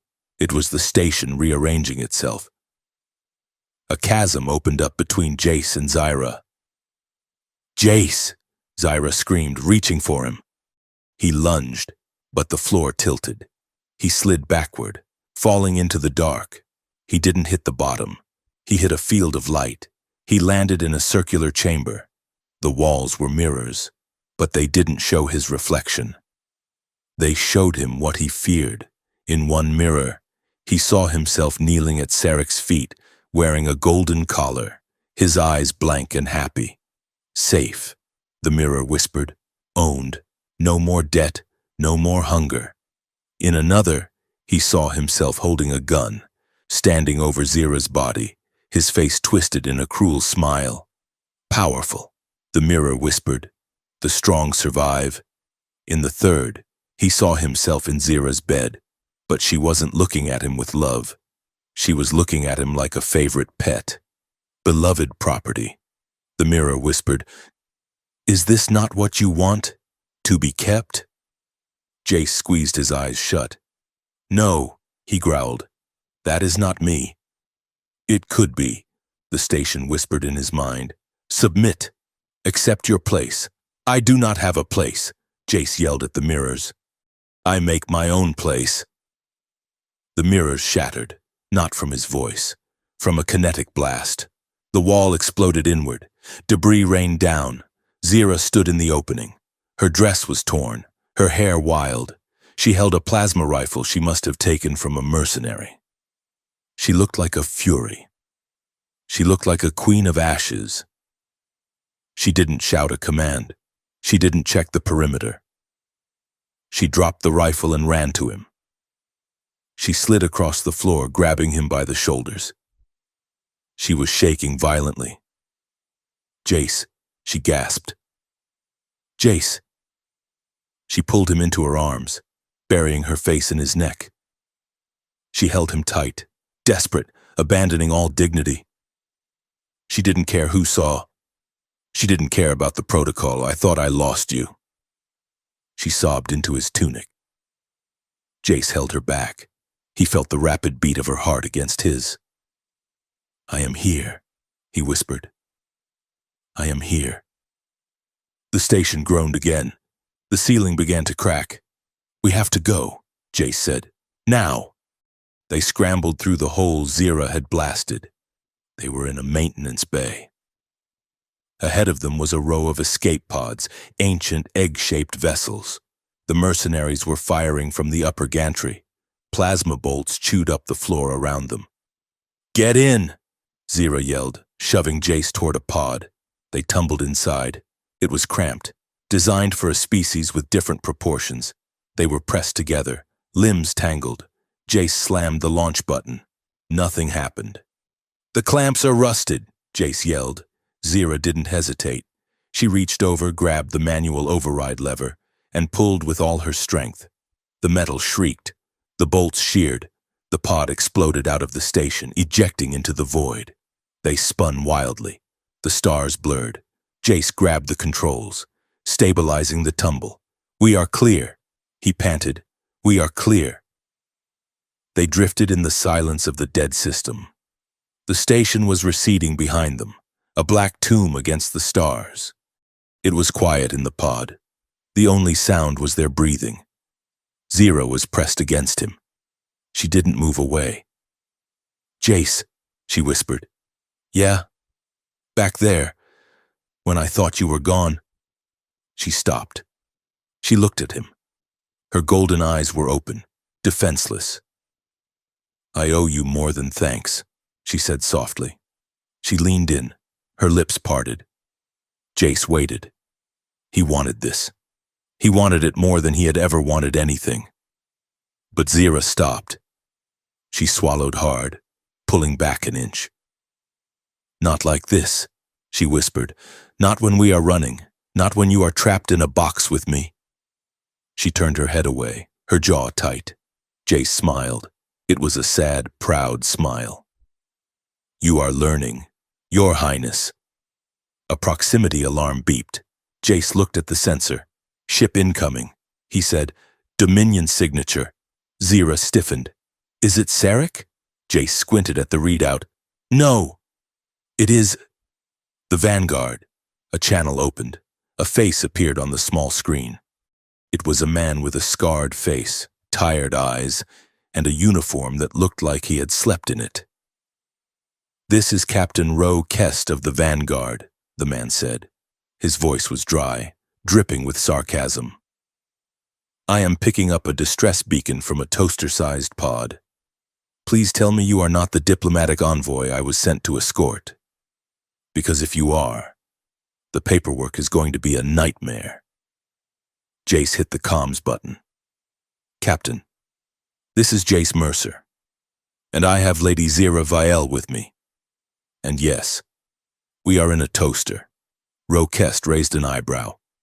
"Mercer, the salvage pilot, and a high noble? Well, that is a punchline waiting to happen. We need help." "Ro," Zira said, leaning toward the mic, "we have evidence of high treason. The Regency is compromised." Ro sighed. He rubbed his temples. "Of course they are. I was hoping to have a quiet week, maybe catch up on my reading." He looked at them. His expression hardened. "If I pick you up, Lady Vale, I become a traitor. The Senate will hunt us all." "They are already hunting us," Zira said. Ro paused. He looked at Jace. "You look like hell. Mercer, you should see the other guy," Jace said. "He was a space station." Ro laughed. It was a short, barking sound. "All right, prepare for tractor beam. But I have one condition." "Name it," Zira said. "We do not just expose them," Ro said, his eyes cold. "I am tired of watching this government eat its own tail. If we do this, we do not just slap their wrists. We take the whole damn system apart." Zira looked at Jace. She looked at the truth seal in her hand. She pressed the comms button. "Agreed. Captain, let us break it all." The tractor beam locked on. The pod shuddered as it was pulled toward the massive cruiser. Jace leaned back, closing his eyes. "Out of the frying pan," he muttered, "and into the fire." Zira finished. She took his hand. Her grip was strong. "But this time, we have matches." The asteroid city of Valaris hung in the void like a jewel made of neon and vice. It was a hollowed-out rock in the drifting sector, a place where the laws of the Dominion were treated as mild suggestions rather than absolute mandates. The air inside the atmospheric dome smelled of ozone, synthetic orchids, and expensive, desperate ambition. Jace Mercer adjusted the collar of his disguise, which was unfortunately a high-collared velvet coat in a shade of electric teal that made him look like a poisonous lizard. "I look ridiculous," Jace muttered, trying to keep his head down as they navigated the crowded promenade. "I look like I am about to ask someone to invest in a pyramid scheme involving imaginary spice mines." "You look like a minor noble from the Outer Rim," Zira corrected him. She walked beside him, her arm looped through his. She was veiled, her identity hidden beneath layers of shifting holographic silk. But her posture was unmistakable. She moved like she owned the pavement, and minor nobles have terrible taste. It is the perfect camouflage. No one looks closely at a man wearing that much teal. They look away in pity. Jace stopped to let a floating carriage pass, drawn by robotic horses with fiber-optic manes. "I am glad my humiliation is strategically viable," Jace said. "Remind me why we could not just hide on Captain Rowe's ship?" "Because Rowe is currently creating a diversion in Sector 7, Zira said, her voice low. "And because we need information that only exists in the gutter. And Valaris is the most expensive gutter in the galaxy." She tightened her grip on his arm. "Relax, Jace. You are stiff. Walk like you have never worked a day in your life. Walk like the gravity exists to serve you." Jace tried to loosen his shoulders. He adopted a sneering, bored expression. "How is this?" he asked. Zira glanced at him. "You look like you're having a digestive crisis," she said. Jace snorted. The sound was unrefined, loud, and completely human. Zira stopped. She looked at him, and then a sound escaped her throat. It was a laugh, not a courtly titter, but a genuine, startled laugh. It transformed her face behind the veil, crinkling the corners of her eyes. Jace stared at her. "What?" Zira asked, composing herself quickly, though a smile lingered. "Nothing," Jace said, feeling a warmth in his chest that had nothing to do with the humid air of the city. I do not think I have ever heard you laugh. It is a nice sound. You should do it more often." "We are fugitives being hunted by an interstellar empire," Zira reminded him, but her voice lacked its usual icy edge. "I will try to schedule more laughter between near-death experiences. Come, our contact is waiting." The contact was located in a private lounge called the Gilded Cage. The entrance was guarded by a bouncer who was 80% cybernetic heavy lifting machinery and 20% bad attitude. Zira flashed a digital token, a high-encrypted credit chip that Rowe had forged for them. The bouncer scanned it, his red optical sensor widening, and stepped aside. Inside, the lounge was a sensory assault. Music throbbed in the subsonic range, rattling the ice in the drinks. The patrons were a mix of disgraced senators, high-end smugglers, and information brokers. They found Mina Quill in a booth at the back, obscured by a curtain of falling smoke. Mina was a woman who looked like she had been sharpened. She had short, geometric hair dyed the color of polished chrome, and her eyes were modified with targeting reticles that spun softly when she focused. She was wearing a suit that cost more than Jace's old ship. "Lady Vale," Mina said, not bothering to stand, and her pet. She looked Jace up and down, her targeting reticles locking onto his face. Bold color choice, darling. Very, look at me. I am compensating for something. Jace slid into the booth opposite her. It is called fashion, Mina. Look it up. Mina smirked. She liked him immediately. I hear you are the most wanted couple in the quadrant, Mina said, leaning forward. The bounty on your heads is impressive. I could retire to a private moon if I pressed the panic button under this table. But you won't, Zira said calmly, sitting beside Jace. Because you hate the Regency. And because I can pay you in something better than credits. Mina raised an eyebrow. I am listening. I can give you the names of the senators who are shorting the market on hyperfuel, Zira said. The insider trading data from the Mirror Regency's private servers. Mina's eyes widened. That was information worth kingdoms. You play hardball. Princess, Mina murmured. She tapped her fingers on the table. All right, you have my attention. What do you need? We need a microphone, Jace said. A big one. Mina looked at him.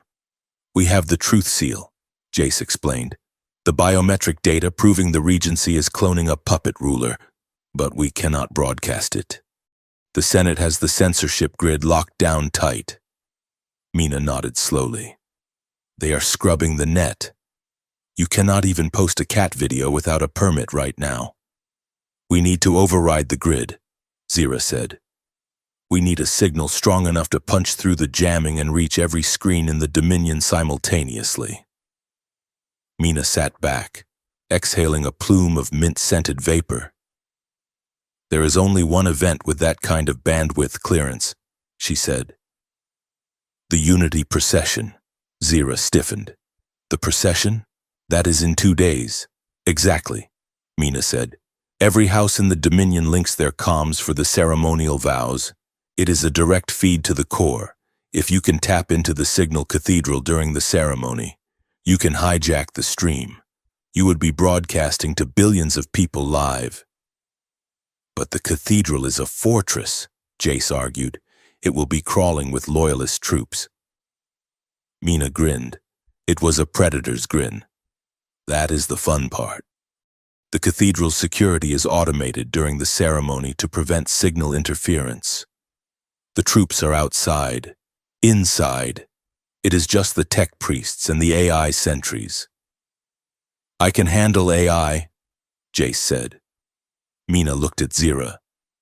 The problem is getting inside. The perimeter will be locked down. The only people allowed near the entrance are the high nobles participating in the procession. Zira went quiet. She stared at the table, her mind working through the variables. I can get us close, she said softly. How? Jace asked. By walking in the front door, Zira said. If I present myself for the procession, the shock alone will freeze them. They will not shoot me on live television. They need me captured, not dead. You are going to use yourself as bait, Jace said, his voice rising. No, absolutely not. It is the only way. Jace, Zira said, turning to him. While they are focused on me, you and Mina can slip into the maintenance vents and access the core. It is suicide, Jace snapped. It is strategy, Zira countered. Mina watched them, her eyes darting between the two. She took a sip of her drink. Well, she drawled. The chemistry is certainly volatile. I will leave you two to work out the domestic dispute. I have to make some calls to get the schematics. She slid out of the booth, leaving them alone in the smoke. The safe house Mina provided was a small, cramped apartment in the lower levels of the city. It smelled of recycled air and old spices. There was only one bed, a narrow slab of memory foam pushed against the wall. Jace paced the small room, ripping off the teal coat and throwing it on the floor. I am not letting you do it, he said. You are not walking into a firing squad to buy me 5 minutes of hacking time. Zira sat on the edge of the bed watching him. It is not your choice to make, Jace, it is mine. She looked tired. The weight of the last few weeks was pressing down on her. Jace stopped pacing. He stood in front of her. We are partners, remember? That means we plan together. And my plan does not involve you becoming a martyr. Zira reached out, taking his hand. Her fingers were cool. I am not trying to be a martyr. Jace, I am trying to be a leader. For the first time in my life. She pulled him closer. The space between them collapsed. Jace stood between her knees, looking down at her. The tension in the room shifted, changing from political argument to something far more dangerous. Zira looked up at him. Her gaze dropped to his mouth, then back to his eyes. She was testing the waters, checking for a flinch, checking for permission. Jace, she whispered. She leaned forward, resting her forehead against his stomach. I am scared, she admitted. Her voice was muffled against his shirt. Jace put his hands on her shoulders. He could feel the tension in her muscles. Me too, he said. He sat down next to her. The bed was too small for distance. Their thighs touched. The heat of her body was a physical weight. Zira turned to him. She reached up, her hand cupping his jaw. Her thumb brushed his lower lip. If we do this, if we walk into that fire. Jace leaned into her touch. He didn't pull away. He didn't make a joke. We walk out the other side, he said, together. Zira's eyes searched his face. She looked at him with a hunger that was terrifying in its intensity. She leaned in, her lips parting, closing the distance. A chime from the wall screen shattered the moment. Mandatory broadcast. A mechanical voice announced, "Attention all citizens." Jace and Zira sprang apart. Jace grabbed the remote, turning up the volume. The screen flickered to life. It showed the seal of the High Senate. A spokesperson stood at a podium, flanked by soldiers in black armor. By emergency decree of the Regency Council, the spokesperson announced, new security measures are effective immediately. To combat the rising threat of insurrection and alien espionage, the Human Containment Act has been ratified. Jace went cold. All non-citizen humans are hereby reclassified as Class 2 security risks. Ownership laws are retroactively expanded. Any human found without a bonding contract will be detained for labor re-education. Any citizen harboring unbonded humans will be charged with treason. The image shifted to footage of soldiers dragging humans out of shops, out of homes. Men and women in chains being loaded onto transport skiffs. Jace stared at the screen. His hands curled into fists so tight his fingernails cut into his palms. It wasn't just about the coup anymore. It wasn't just about power. They are making it legal, Jace whispered. His voice shook with a rage that felt like magma in his chest. They are not just taking over. They are building a machine to grind people into dust, and they are signing the paperwork to make it okay. Zira stood up. She walked to the screen and turned it off. The silence that followed was heavy. She turned to Jace. Her face was pale, but her eyes were burning with cold fire. Now you see, she said. See what? Jace snapped, turning on her. That your people are monsters? No, Zira said. That this is why I have to go back. She walked over to the window, looking out at the neon sprawl of the city. There is something I have not told you. Jace. Jace waited. He felt like he was standing on a trapdoor. The Regency. They do not just hate House Vale because we are wealthy, Zira said. They hate us because of my bloodline. She turned to face him. My great-grandmother was not just a noble. She was the last empress of the old dynasty, the one the Regency overthrew to establish the Senate. Jace stared at her. You are royalty? I am a threat, Zira corrected. I am the unacknowledged blood heir. If the people knew. If the houses knew there was a legitimate alternative to the regency, the council would fall in a week. She walked back to him. That is why they want me dead.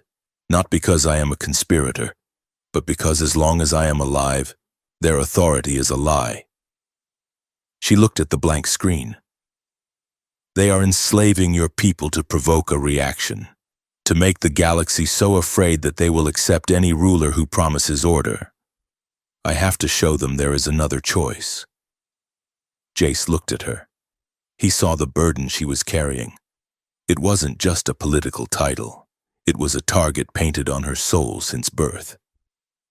He realized then that she wasn't just a rich girl playing revolutionary.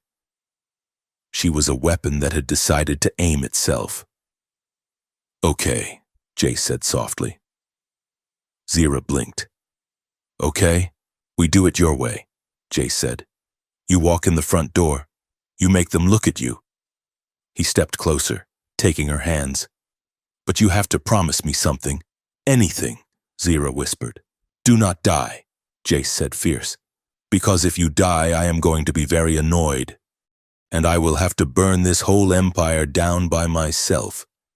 And I am terrible at multitasking. Zira squeezed his hands. I promise. The day of the Unity procession, the capital city of the Dominion, located on the prime ring world, was a sea of light.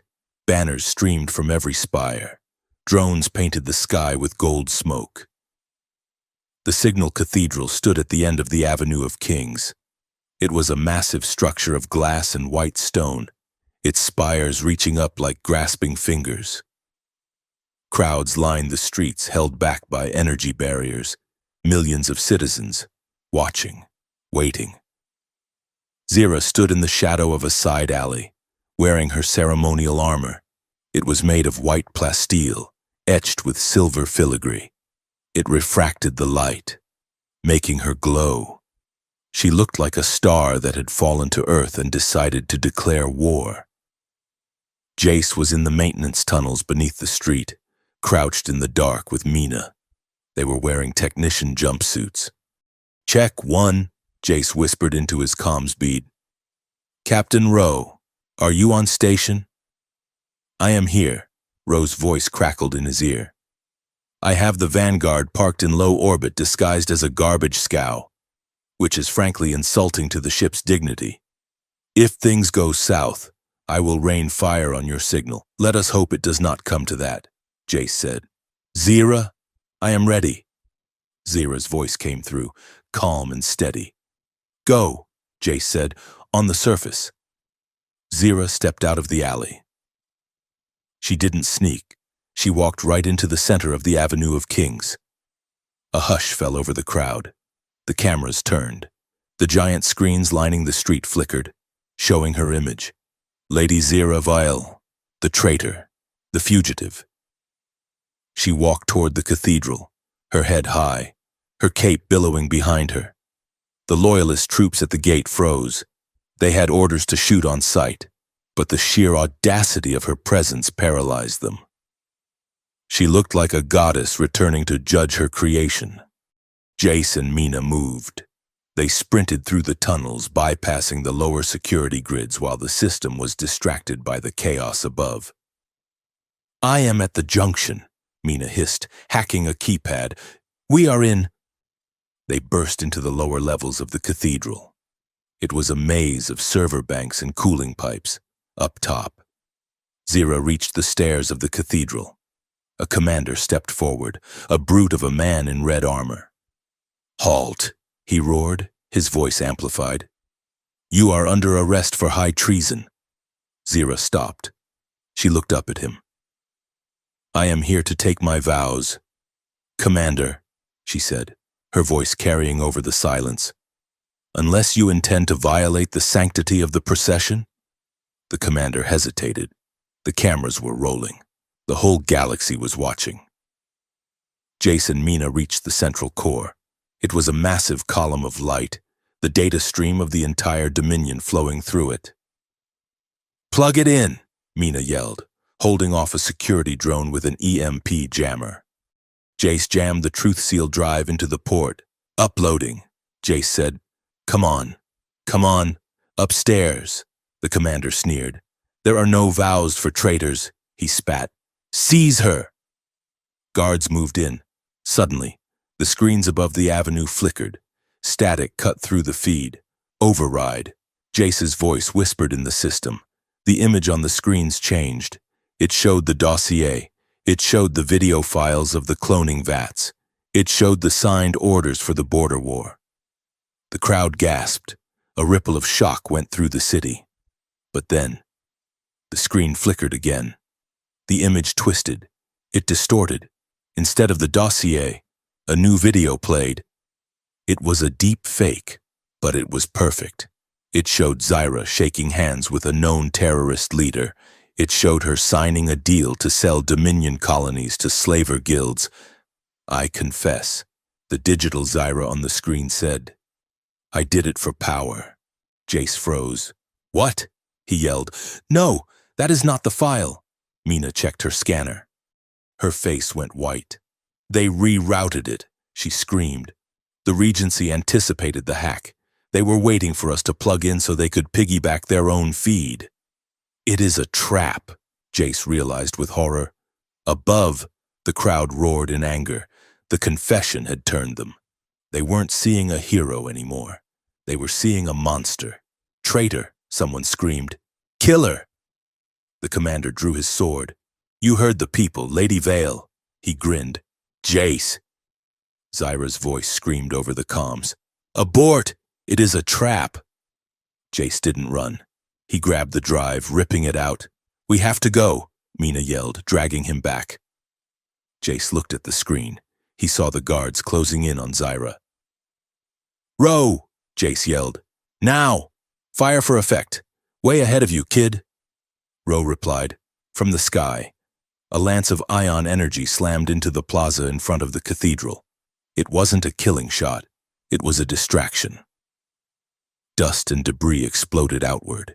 In the chaos, Zyra activated her armor's jump jets. She launched herself backward, over the heads of the guards. She landed in the alleyway.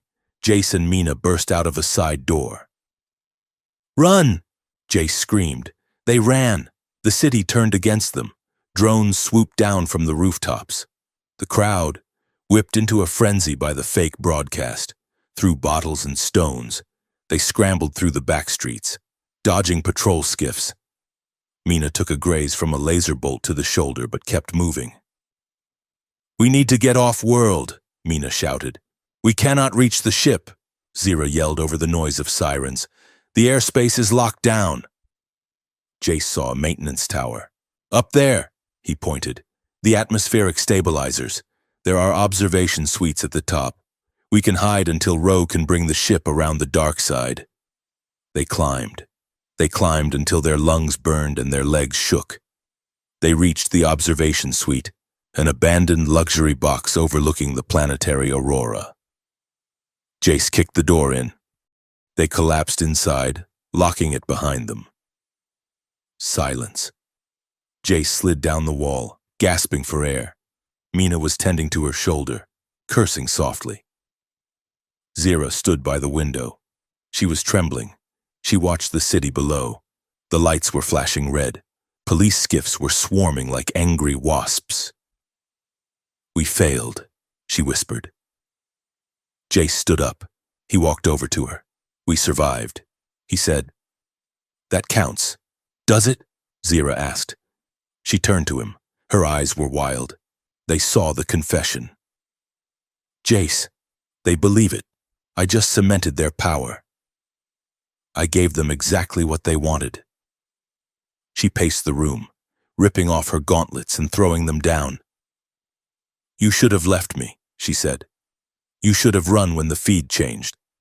I do not run from partners, Jace said firmly. Zyra stopped. She looked at him. You are an idiot, she said, her voice breaking. A loyal, foolish idiot. Do you know what they will do to you if they catch us now? You are a Class 2 risk. They will not just kill you. They will dismantle you. I know, Jace said. Go, Zira ordered. She pointed to the door. Mina knows the smuggler routes. Take her and go. Leave me here. I will draw them off. Jace didn't move. No, it is a command. Jace, Zira shouted. I am your superior. I am a high noble. Go! Jace walked right up to her. He took her face in his hands. You are not my superior, he said quietly. And I am not your servant. You swore an oath. Zira, no force. Zira stared at him. The anger drained out of her, leaving only a vast, crushing despair. Why? She whispered. Why stay? Because, Jace said. I like the odds better when I am with you. Zira let out a sob. She collapsed against him. Jace caught her, wrapping his arms around her waist. They stood there for a long time as the aurora swirled outside, painting the room in greens and violets. Mina stood up, holding her arm. I am going to check the perimeter, she said, giving them a look that was surprisingly soft. And maybe find a bottle of something strong. Do not wait up. She slipped out of the room, leaving them alone. The silence returned. But it was different now. It was heavy with the adrenaline of survival and the sharp realization that they were alive when they shouldn't be. Zira pulled back slightly. She looked up at Jace. Her hair was messy. Her face was smudged with soot. She looked more beautiful than she had in the pristine palace. She took a breath. She looked at the bed in the corner of the suite, a dusty relic of a happier time. She looked back at Jace. You'll be rewarded tonight, in my bed, the alien noblewoman whispered. The words hung in the air. Jace froze. He looked at her, searching for the joke, searching for the command, but there was neither. Zira's eyes were full of tears. That is what you expect, isn't it? She said, her voice trembling. That is the line from the stories. The noblewoman pays the hero with her body. She stepped back, but I have nothing left to pay with. Jace, I have no titles. I have no money. I have no kingdom. She opened her hands in a gesture of total surrender. I am just Zira, and I want to be held, not by a subject, not by a soldier, but by you. She looked at him with a vulnerability that broke his heart. But I will not take it, she whispered. I will not order it. Jace stepped forward. He closed the distance. He didn't make a joke. He didn't smile. You can't pay me, Zira, he said softly, because I am not working for a reward. He reached out and gently touched her cheek. And you are not taking anything. I am giving it. He leaned in. I choose you. Zira. Not the title. You. He kissed her. It wasn't a desperate kiss of people about to die. It was slow. It was gentle. It was a promise. Zira melted against him.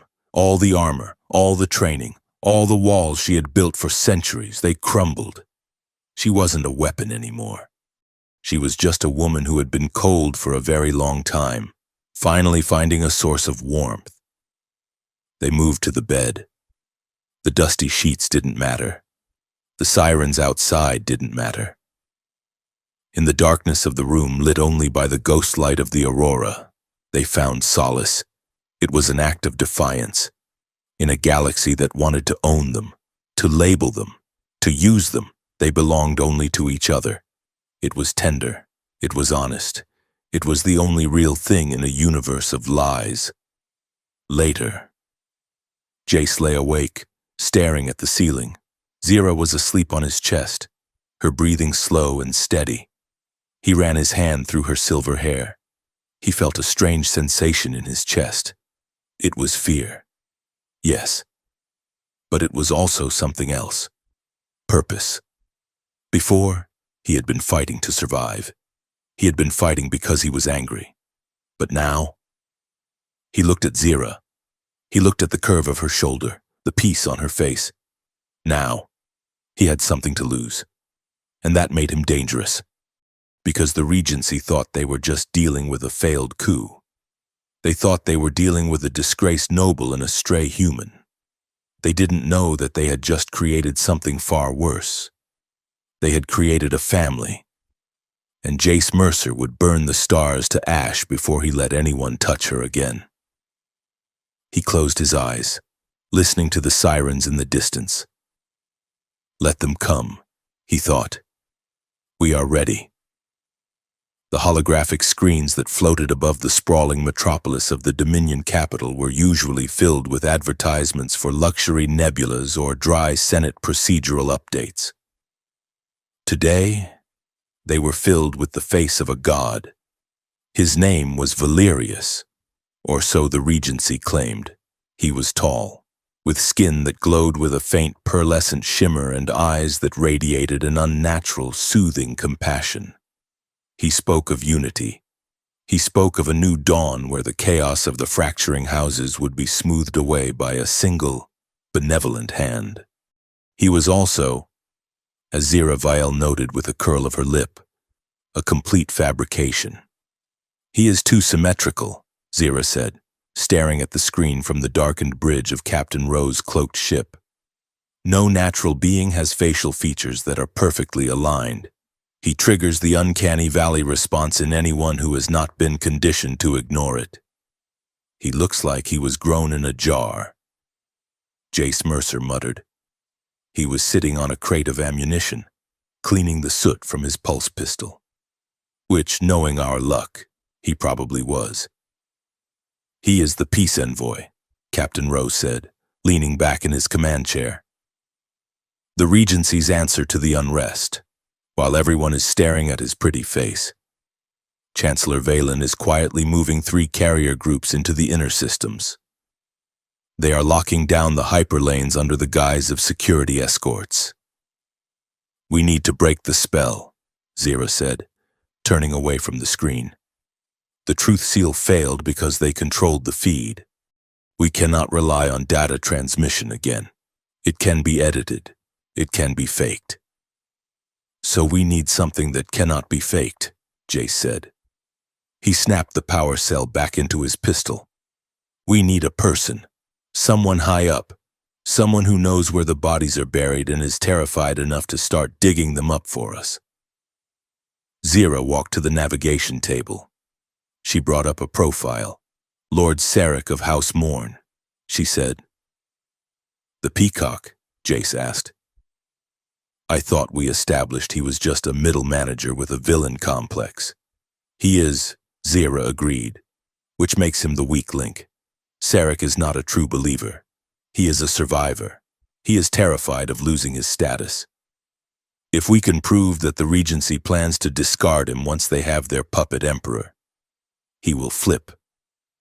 And how do we do that? Rowe asked. Sarek is currently holed up in his ancestral estate. It is a fortress. It is a museum, Zira corrected. The Museum of Patriotic Virtue. He converted the upper levels to display his family's contributions to the Dominion. But the blueprints from the old dynasty show a subterranean research facility beneath the foundations. That is where he is keeping his leverage. So, Jace said, standing up, we are going to rob a museum. I like it. It feels classic. The Museum of Patriotic Virtue was a gaudy monument to ego. It stood on a cliff overlooking the acid seas of Sarek's private moon, a massive structure of black marble and gold leaf. Getting in was surprisingly easy, mostly because Jace and Zira did not bother with stealth. They bothered with chaos. Captain Rowe performed a low-altitude flyby with the Vanguard, rattling the museum's sensors and drawing the automated defenses toward the sky. While the anti-air turrets tracked the ship, Zira and Jace breached the lower ventilation interchange on the cliff face. They dropped into the maintenance corridors, the air thick with the smell of industrial coolant and ozone. According to the schematics, the lift to the sub-level is behind the Hall of Conquest. Zira whispered. She was moving differently now. There was no hesitation in her steps. Since the night in the observation suite, the brittle anxiety that had defined her was gone, replaced by a cold, focused determination. She was not fighting to survive anymore. She was fighting to win. They moved through the shadows of the museum. Above them, statues of Sarek's ancestors looked down with stone disapproval. They reached the service lift, and Jace hot-wired the panel. "Going down," he murmured. The lift descended rapidly, leaving the opulence of the museum behind. When the doors opened, the air that hit them was freezing and smelled of antiseptic and raw meat. They stepped into a nightmare. The lab was vast, illuminated by harsh white strips of light. Rows of stasis tanks stretched into the distance. Inside them were not artifacts, but failures. Partial bodies floated in the nutrient gel, limbs that ended in wires, torsos with exposed synthetic organs, faces that looked like early, melted drafts of the peace envoy Valerius. Jace stopped in front of a tank. Inside, a human arm had been grafted onto a nervous system that was clearly not human. It twitched reflexively. He felt the bile rise in his throat. "This is where they made him," Jace whispered. "They did not just grow him. They stitched him together." He looked at the next tank. It contained a child, or something that was meant to be a child. Its eyes were open, vacant, staring at nothing. Jace staggered back, his hand covering his mouth. The horror of it wasn't just the gore, it was the industrial nature of it. It was life treated as a manufacturing process. He felt a hand on his shoulder. He flinched, spinning around. It was Zira. She didn't look at the tanks. She looked at him. She stepped into his space, grabbing the lapels of his jacket and pulling him down until their foreheads touched. "Breathe," she commanded softly. "I can't," Jace choked out. "Look at this. Zira. They are monsters. We are standing in a slaughterhouse. Breathe," she repeated. She held him there, anchoring him. "Your disgust is good. Jace, it means you are still human. It means you still have a soul. Do not let them take that from you. Do not let the horror make you numb." Jace closed his eyes. He focused on the point of contact, her forehead against his, the warmth of her breath, the steady rhythm of her hands on his chest. He breathed in. He breathed out.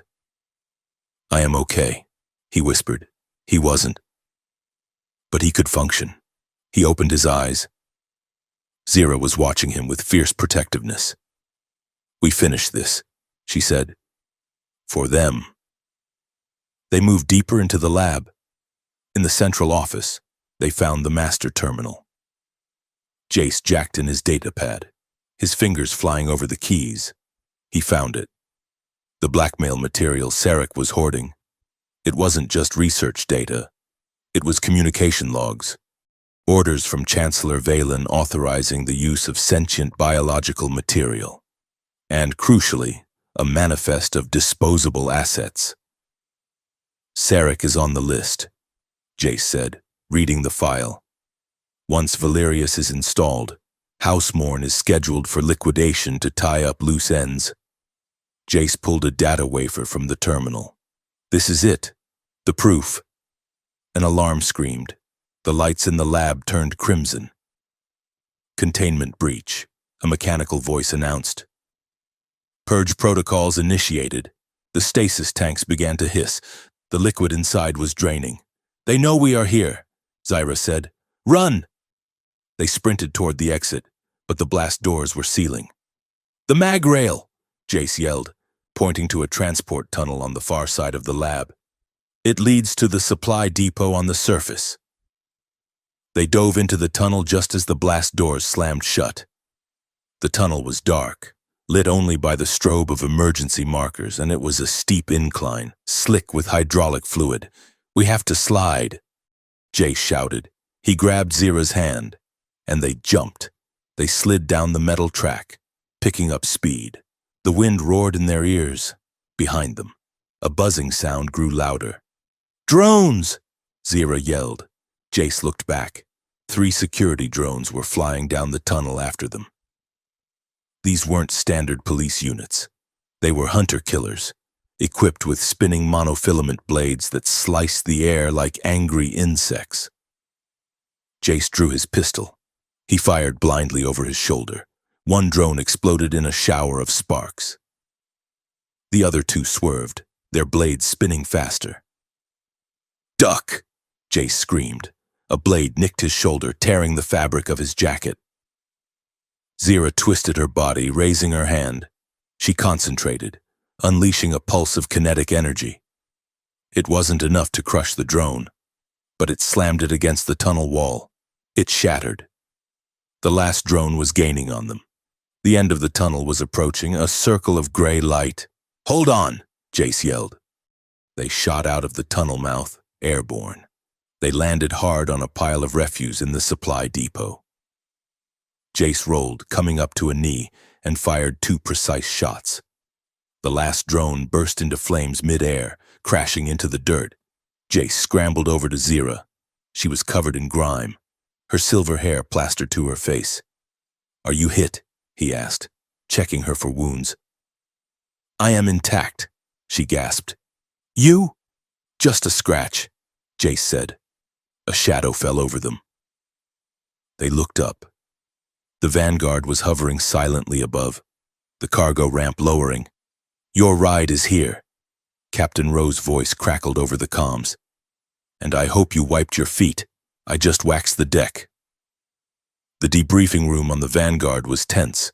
Jace threw the data wafer onto the table. "We have it," he said. "Proof that Sarek is a dead man walking, and proof that Valen is the architect." Mina Quill picked up the wafer. She spun it between her cybernetic fingers. "This is good," she said. "Very good. Valen will pay a fortune to bury this." Zira froze. She looked at Mina. "What did you say?" Mina smiled. It wasn't her usual shark-like grin. It was something sadder. "I said he will pay a fortune." The ship's proximity alarms blared. "Warning! Multiple Dominion frigates detected. Weapons locking!" Rowe shouted from the bridge. "We are surrounded. They knew exactly where we were." Zira whipped her pulse pistol out, leveling it at Mina's head. "You sold us," she hissed. Mina didn't flinch. She placed the wafer back on the table. "I sent a ping to Valen's private server," she admitted. "I told him I had the location of the traitors." "Why?" Jace asked, stepping forward. He didn't draw his weapon. He just looked at her with betrayal written on his face. "We trusted you."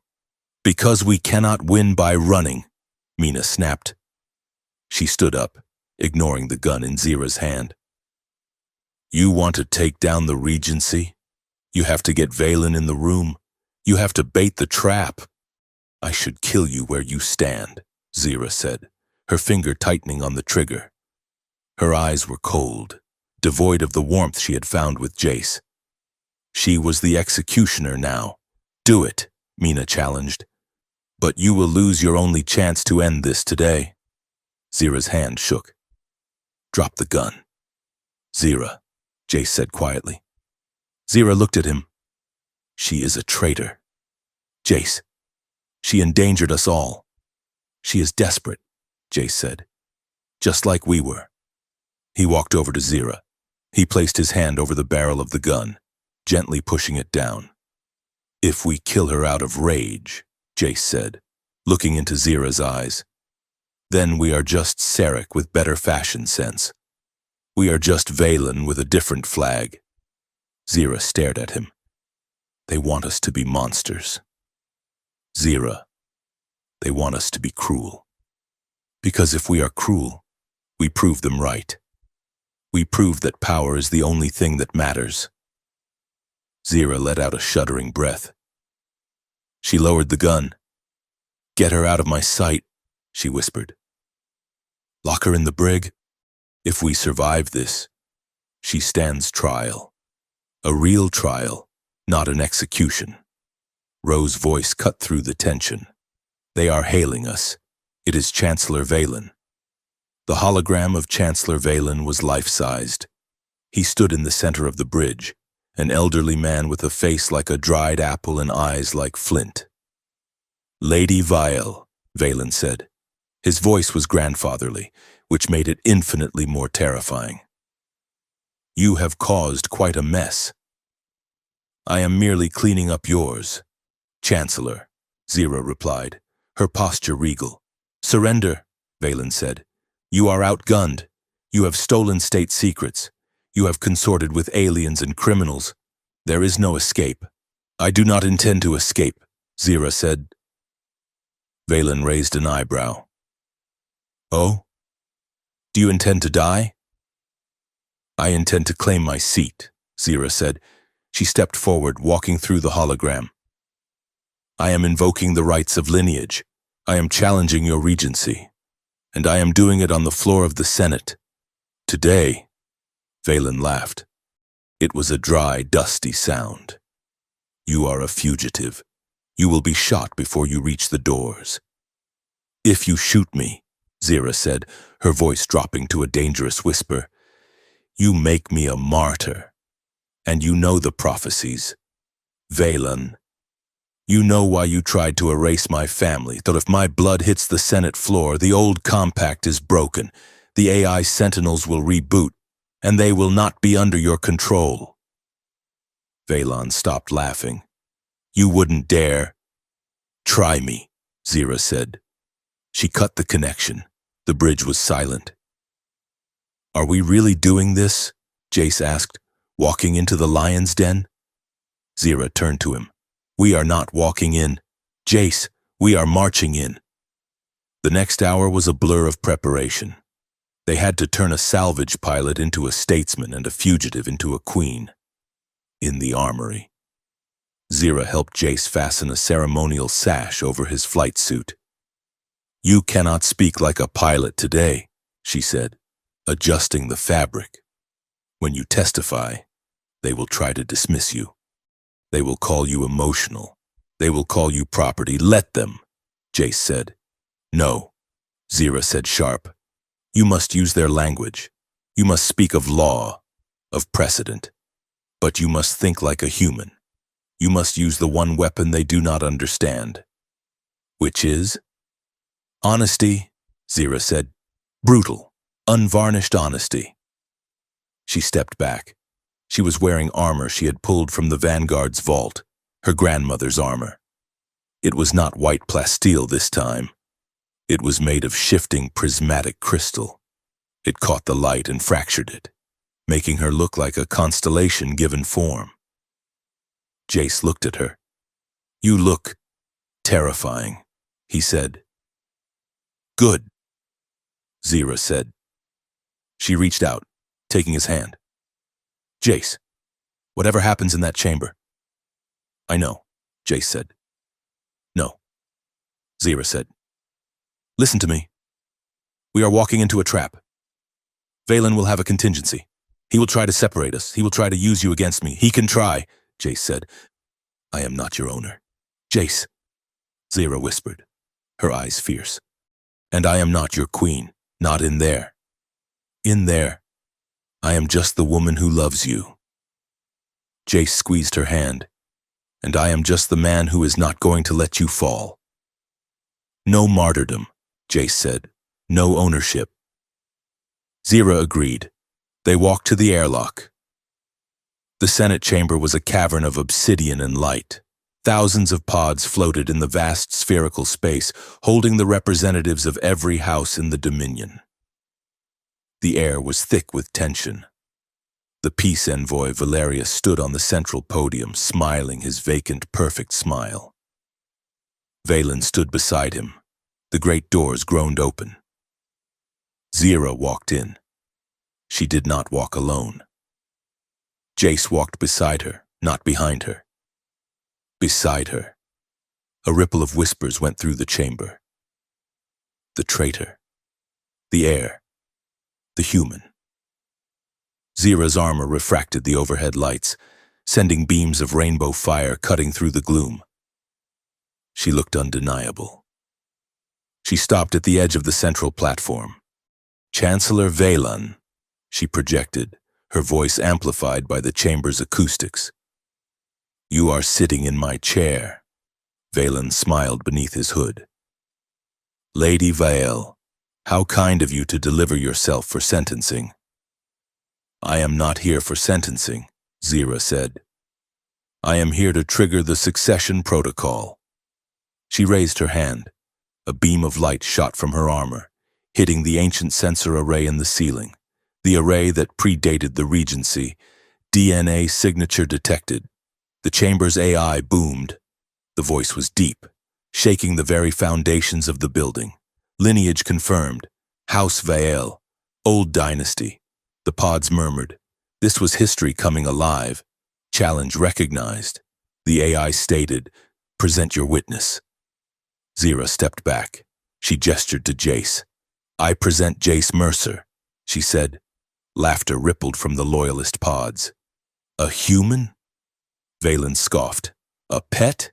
You intend to base a claim for the throne on the testimony of livestock?" Jace stepped forward. He stood in the center of the galaxy's power, a man in a flight suit and a sash. "I am not livestock," Jace said. His voice was steady. He didn't shout.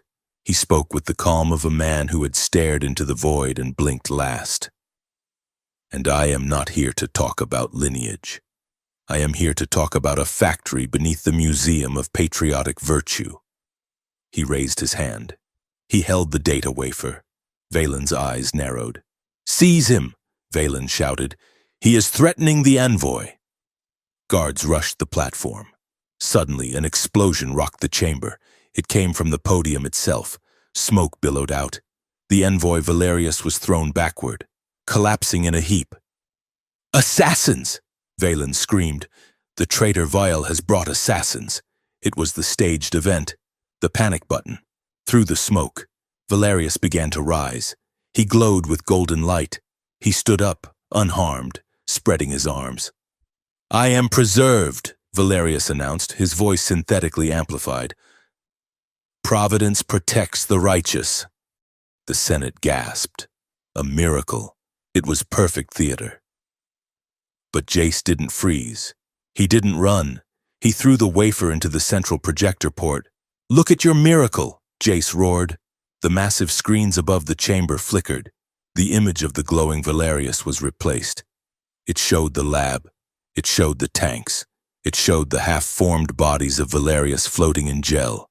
It showed the date stamps, production runs from 10 years ago. The Senate went silent. The miracle evaporated. "That is not a savior," Jace yelled, pointing at Valerius. "That is a product. You are being ruled by a copyright." Valen's face twisted. The grandfather mask fell away. "He is a seductress's toy," Valen shrieked, pointing at Zira. "She has bewitched him. She uses her pheromones to enslave a primitive mind." He turned to the cameras. "Look at him. A human. Do you think he possesses the capacity for truth? He says what his mistress commands." All eyes turned to Jace.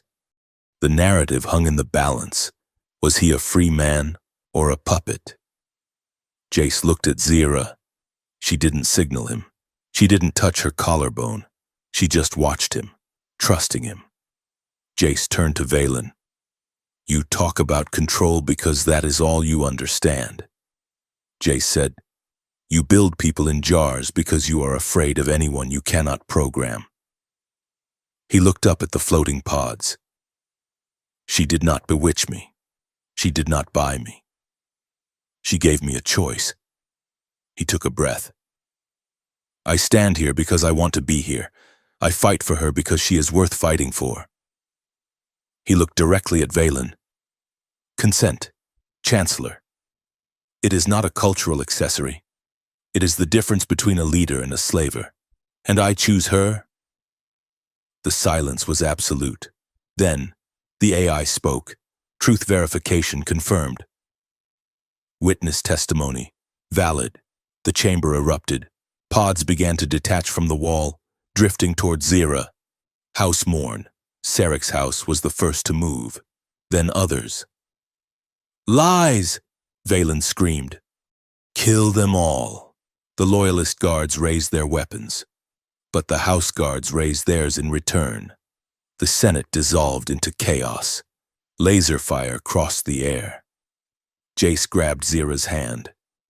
We started a war, he yelled over the noise. No, Zira said, pulling her energy blade from her belt. We just ended the silence. She looked at him, her eyes shining with pride and adrenaline. Now, we survive, they back to back facing the oncoming storm, not as noble and servant, but as the two most dangerous people in the galaxy. Free. The galaxy did not burn all at once.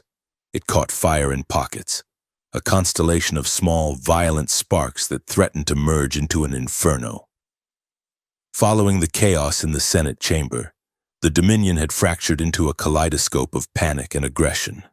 Blockades materialized around key hyperlanes like blood clots.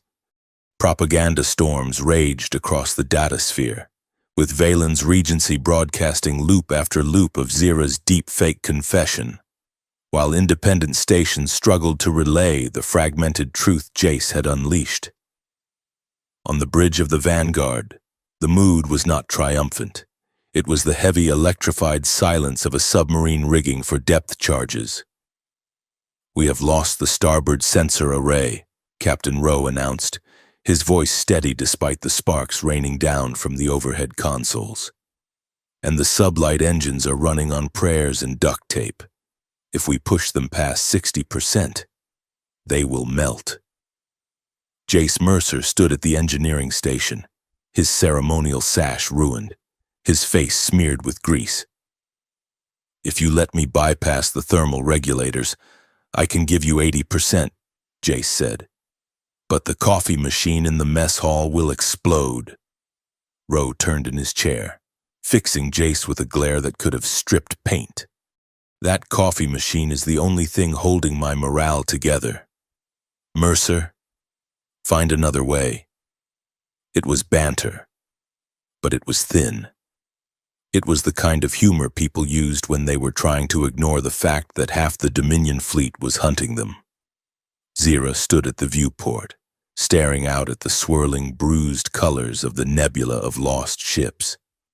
They were navigating a restricted sector, a place where the gas clouds were so dense they blinded sensors and crushed shields. It was the only way to reach the coordinates the relic had burned into Jace's mind. The choir gate, Zira whispered. Jace walked over to her. He did not touch her, not here, in front of the crew, but he stood close enough that she could feel his presence. We are close, Jace said. I can feel the headache getting worse. Zira looked at him. Her prismatic armor was scorched, her face pale. She looked exhausted, but her eyes were clear. Valen has declared martial law, she said. He is seizing assets from the neutral houses. He is calling it emergency preservation. He is turning the Dominion into a prison to save it from himself. We stop him, Jace said. We cannot stop him with one ship and a bad engine. Zira replied. We need the gate, if the legends are true, if it can broadcast the truth without filtration. It is the only weapon we have left. Captain Rowe stood up. Contact, he barked. 2 patrol skiffs emerging from the gas cloud. They are running quiet. They found us. Jace swore. Shields, Rowe ordered. The Vanguard shuddered as plasma fire raked the hull.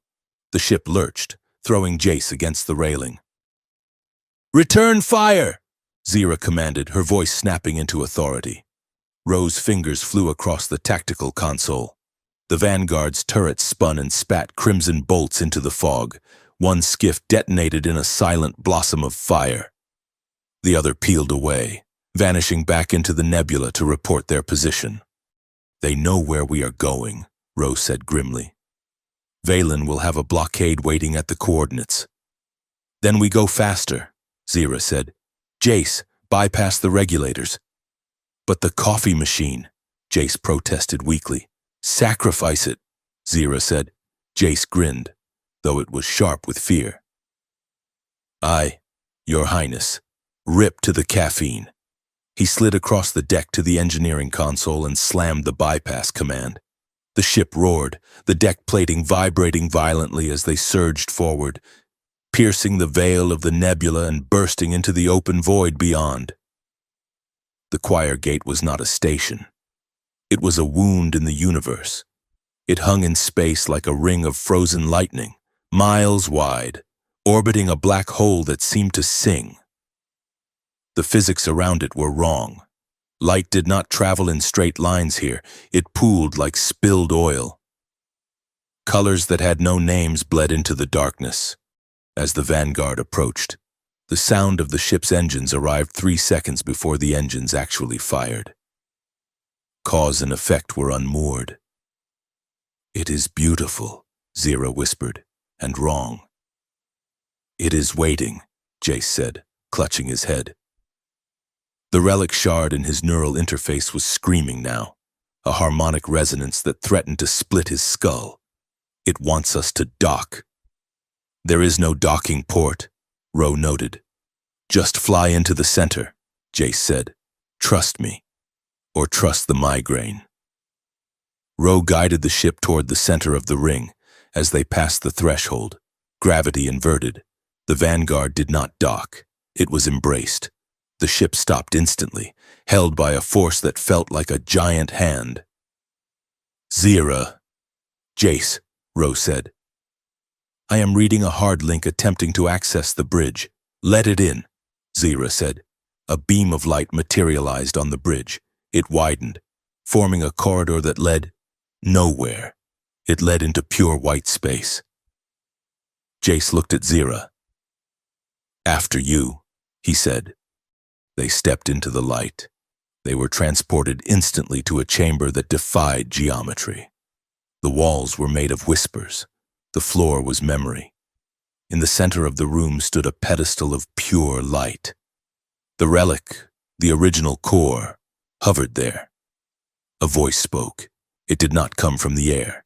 It came from inside their chests. Candidate pair detected. Synchronization check initiated. Zira gasped as invisible pressure slammed into her. Confess, the voice commanded. It was not asking for crimes. It was asking for truth. Zira fell to her knees. The air around her shimmered, showing images of her life. She saw herself moving courtiers like pawns. She saw herself smiling at men she loathed, using her beauty as a shield and a distraction. I used them, Zira whispered, the words torn from her throat. I treated people like variables in an equation. I told myself it was for survival. I told myself I was protecting the legacy. But I enjoyed the control. I enjoyed being the one who moved the pieces because it meant I was not the one being moved. Accepted, the voice intoned. The pressure shifted to Jace. He staggered, gripping his chest. He saw the mirror vision from the rec field again. He saw the collar, he saw the safety of the cage, and I wanted to give up. Jace choked out. I spent my life running from debt, from hunger, from the cold. When she bought me, a part of me was relieved. I wanted to be owned. I wanted someone else to carry the weight of my life. I hid behind jokes because I was too clear-headed to be brave and too scared to be free. Accepted. The voice boomed. The light shifted. It became warmer, binding them together. The lesson is integration, the voice said. Love without consent is conquest. Love with consent is courage. The pedestal flared. A console materialized. It was complex, shifting, incomprehensible to anyone but Zira and Jace. Zira stood up. She approached the console. This is it, she said. The broadcast array. She placed her hands on the interface. Her eyes went wide. It offers a choice, she whispered. She looked at Jace, her face pale. The gate. It can amplify the signal. It can use the resonance to impose a harmonization field. What does that mean? Jace asked, stepping closer. It means we can end the war instantly, Zira said. Her voice trembled. We can broadcast a signal that overrides the aggression centers of every brain in the Dominion. We can force them to see the truth. We can force them to be peaceful. We can stop Valen, stop the bloodshed, stop the pain. Just by pressing this. She stared at the control. The temptation was etched on her face. She was tired. She had lost so much. One touch, and the universe would be safe. She reached out. Zira, Jace said. She stopped. She didn't look at him. It would save millions. Jace, she whispered. No more wars, no more lies, and no more choice, Jace said. He walked up to her. He put his hand over hers, hovering above the control. If you force them to be peaceful, Jace said softly, then you are just Valen with a better moral compass. You are still the one holding the leash. Zira looked at him. Tears streamed down her face. I am so tired of fighting, Jace. I just want it to be over. I know, Jace said, but a peaceful cage is still a cage, Zira, and you promised, no ownership. Zira stared at him. She looked at the button that offered paradise at the cost of free will. She looked at the man who had refused to be a slave, even when it was safe. She pulled her hand back. You are right, she whispered. She adjusted the controls. We send the data, she said, raw, unedited. The evidence, the laws, the confessions. We show them the truth, but we let them decide what to do with it. She slammed her hand down on the activation rune. Broadcast initiated. The choir gate screamed. The signal did not travel at the speed of light. It traveled at the speed of thought. Across the Dominion, every screen, every data pad, every neural interface was hijacked. It was not a deep fake. It was a data dump of cataclysmic proportions. Citizens in the high spires saw the invoices for the cloning labs. Soldiers on the front line saw the orders from Valen to sacrifice their units for political theater. The poor in the undercities saw the secret accounts where their taxes had been funneled to build the puppet ruler. It was too much to spin. It was too much to deny. It was a tsunami of facts. On the bridge of the flagship Sovereign, Chancellor Valen watched his narrative crumble. Cut the feed, he screamed. Blow the transmitters, we cannot. Chancellor, a tech officer shouted. The signal is coming from everywhere. It is in the fabric of space. Valen's face twisted into a mask of pure hate. Target the coordinates, he hissed. Jump the fleet to the gate. If we cannot silence the signal, we will destroy the source. Space around the Vanguard tore open. Hundreds of Dominion warships dropped out of warp. They did not hail. They did not posture. They opened fire. The void lit up with thousands of lance beams. Evasive maneuvers, Rose screamed, throwing the Vanguard into a spin that groaned the hull plating. We are sitting ducks, Jace yelled. Back on the bridge. The gate is charging the broadcast loop. We need 3 minutes. We do not have 3 seconds, Rose shouted. Shields are down to 10%. Zira stood at the tactical station. We have to buy time, she said. From the brig, or rather, the unlocked door of the brig, Mina Quill stumbled onto the bridge. She was holding a data pad and a bottle of expensive brandy. I might have a solution, she drawled, taking a swig. Mina, Jace said. You are supposed to be in containment. I got bored, Mina said, and I realized that dying rich is pointless if there is no one left to be jealous of me. She slid into the communications chair. I have the encryption keys for the Loyalist Fleet's command network, she said. I sold them the codes, remember? Which means I know the back doors. She cracked her knuckles, metal and bone. I can jam their targeting scanners. I cannot stop them from shooting, but I can make them cross-eyed. Do it, Ro ordered. Mina typed furiously. On the view screen, the Dominion formation faltered. Ships swerved, missiles lost their locks and spiraled into the void. It is working, Jace cheered. They are switching to visual targeting, Ro warned. A massive dreadnought, the Sovereign, was bearing down on them. Its main cannon glowed with apocalyptic light. They are aiming for the gate, Zira said. If they hit the ring structure while it is active, the feedback will wipe out this entire system. Ro looked at the tactical map. He looked at the Vanguard's energy readings. He looked at Jace and Zira. Get to the escape pod, Ro said calmly. What? Jace asked. I am going to use the ship as a shield, Ro said. I can overload the deflector dish. It will create a magnetic bubble strong enough to absorb the main cannon shot. But it will fry every system on board. No, Zira said. We fight together. There is no time to argue with me. Your Highness, Ro snapped. Get off my bridge. He didn't wait. He hit the emergency eject protocol for the bridge pod. Jace and Zira were sealed in the command module as it detached from the main chassis of the Vanguard. No, Jace screamed, pounding on the glass. They watched as the Vanguard turned. The small, battered cruiser flew directly into the path of the Sovereign's main cannon. The dreadnought fired. A beam of white fire the size of a city slammed into the Vanguard. The cruiser didn't explode. It flared. A bubble of blue energy expanded, catching the beam, holding it, struggling against the might of a god. For a second, the Vanguard glowed brighter than a star. Then, it vanished. Ro, Jace whispered. The energy bubble collapsed. The Vanguard was gone. But the gate was intact, and the broadcast finished. Upload complete, across the Dominion. The truth took root. On the bridge of the Sovereign, the crew stopped.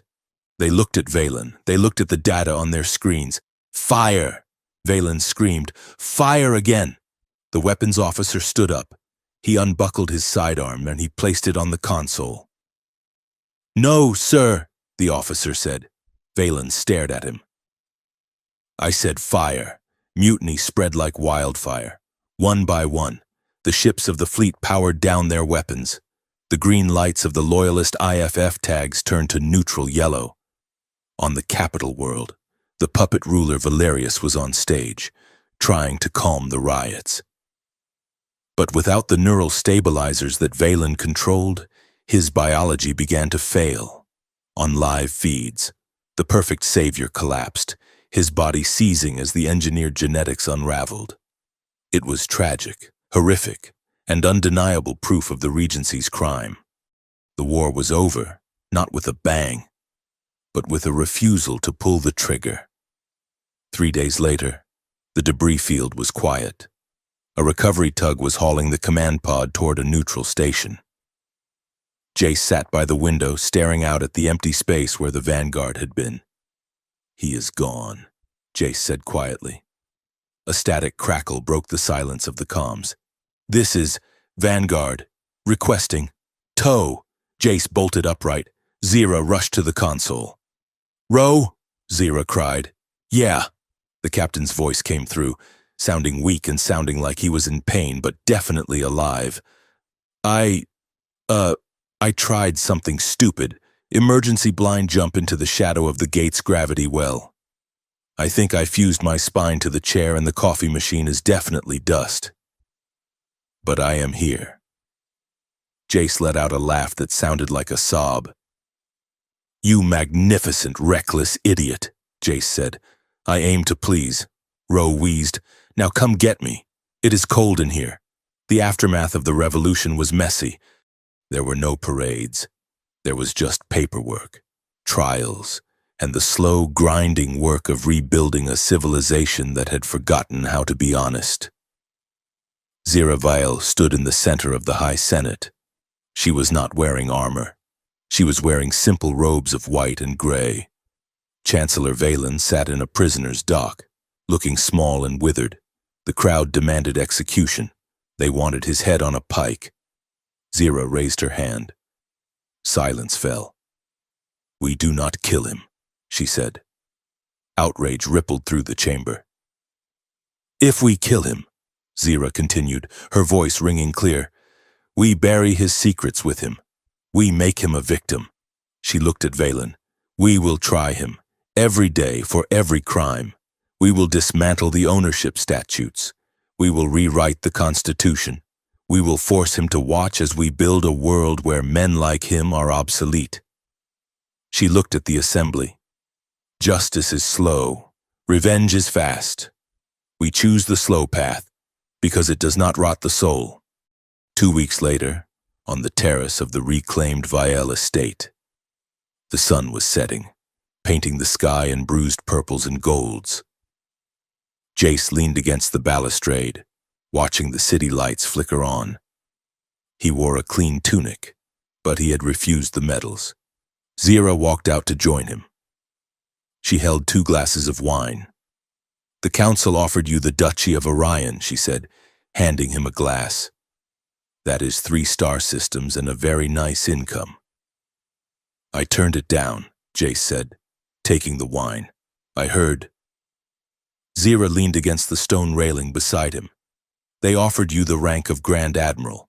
"Turn that down too," Jace said. "I am a terrible admiral. I do not like telling people what to do."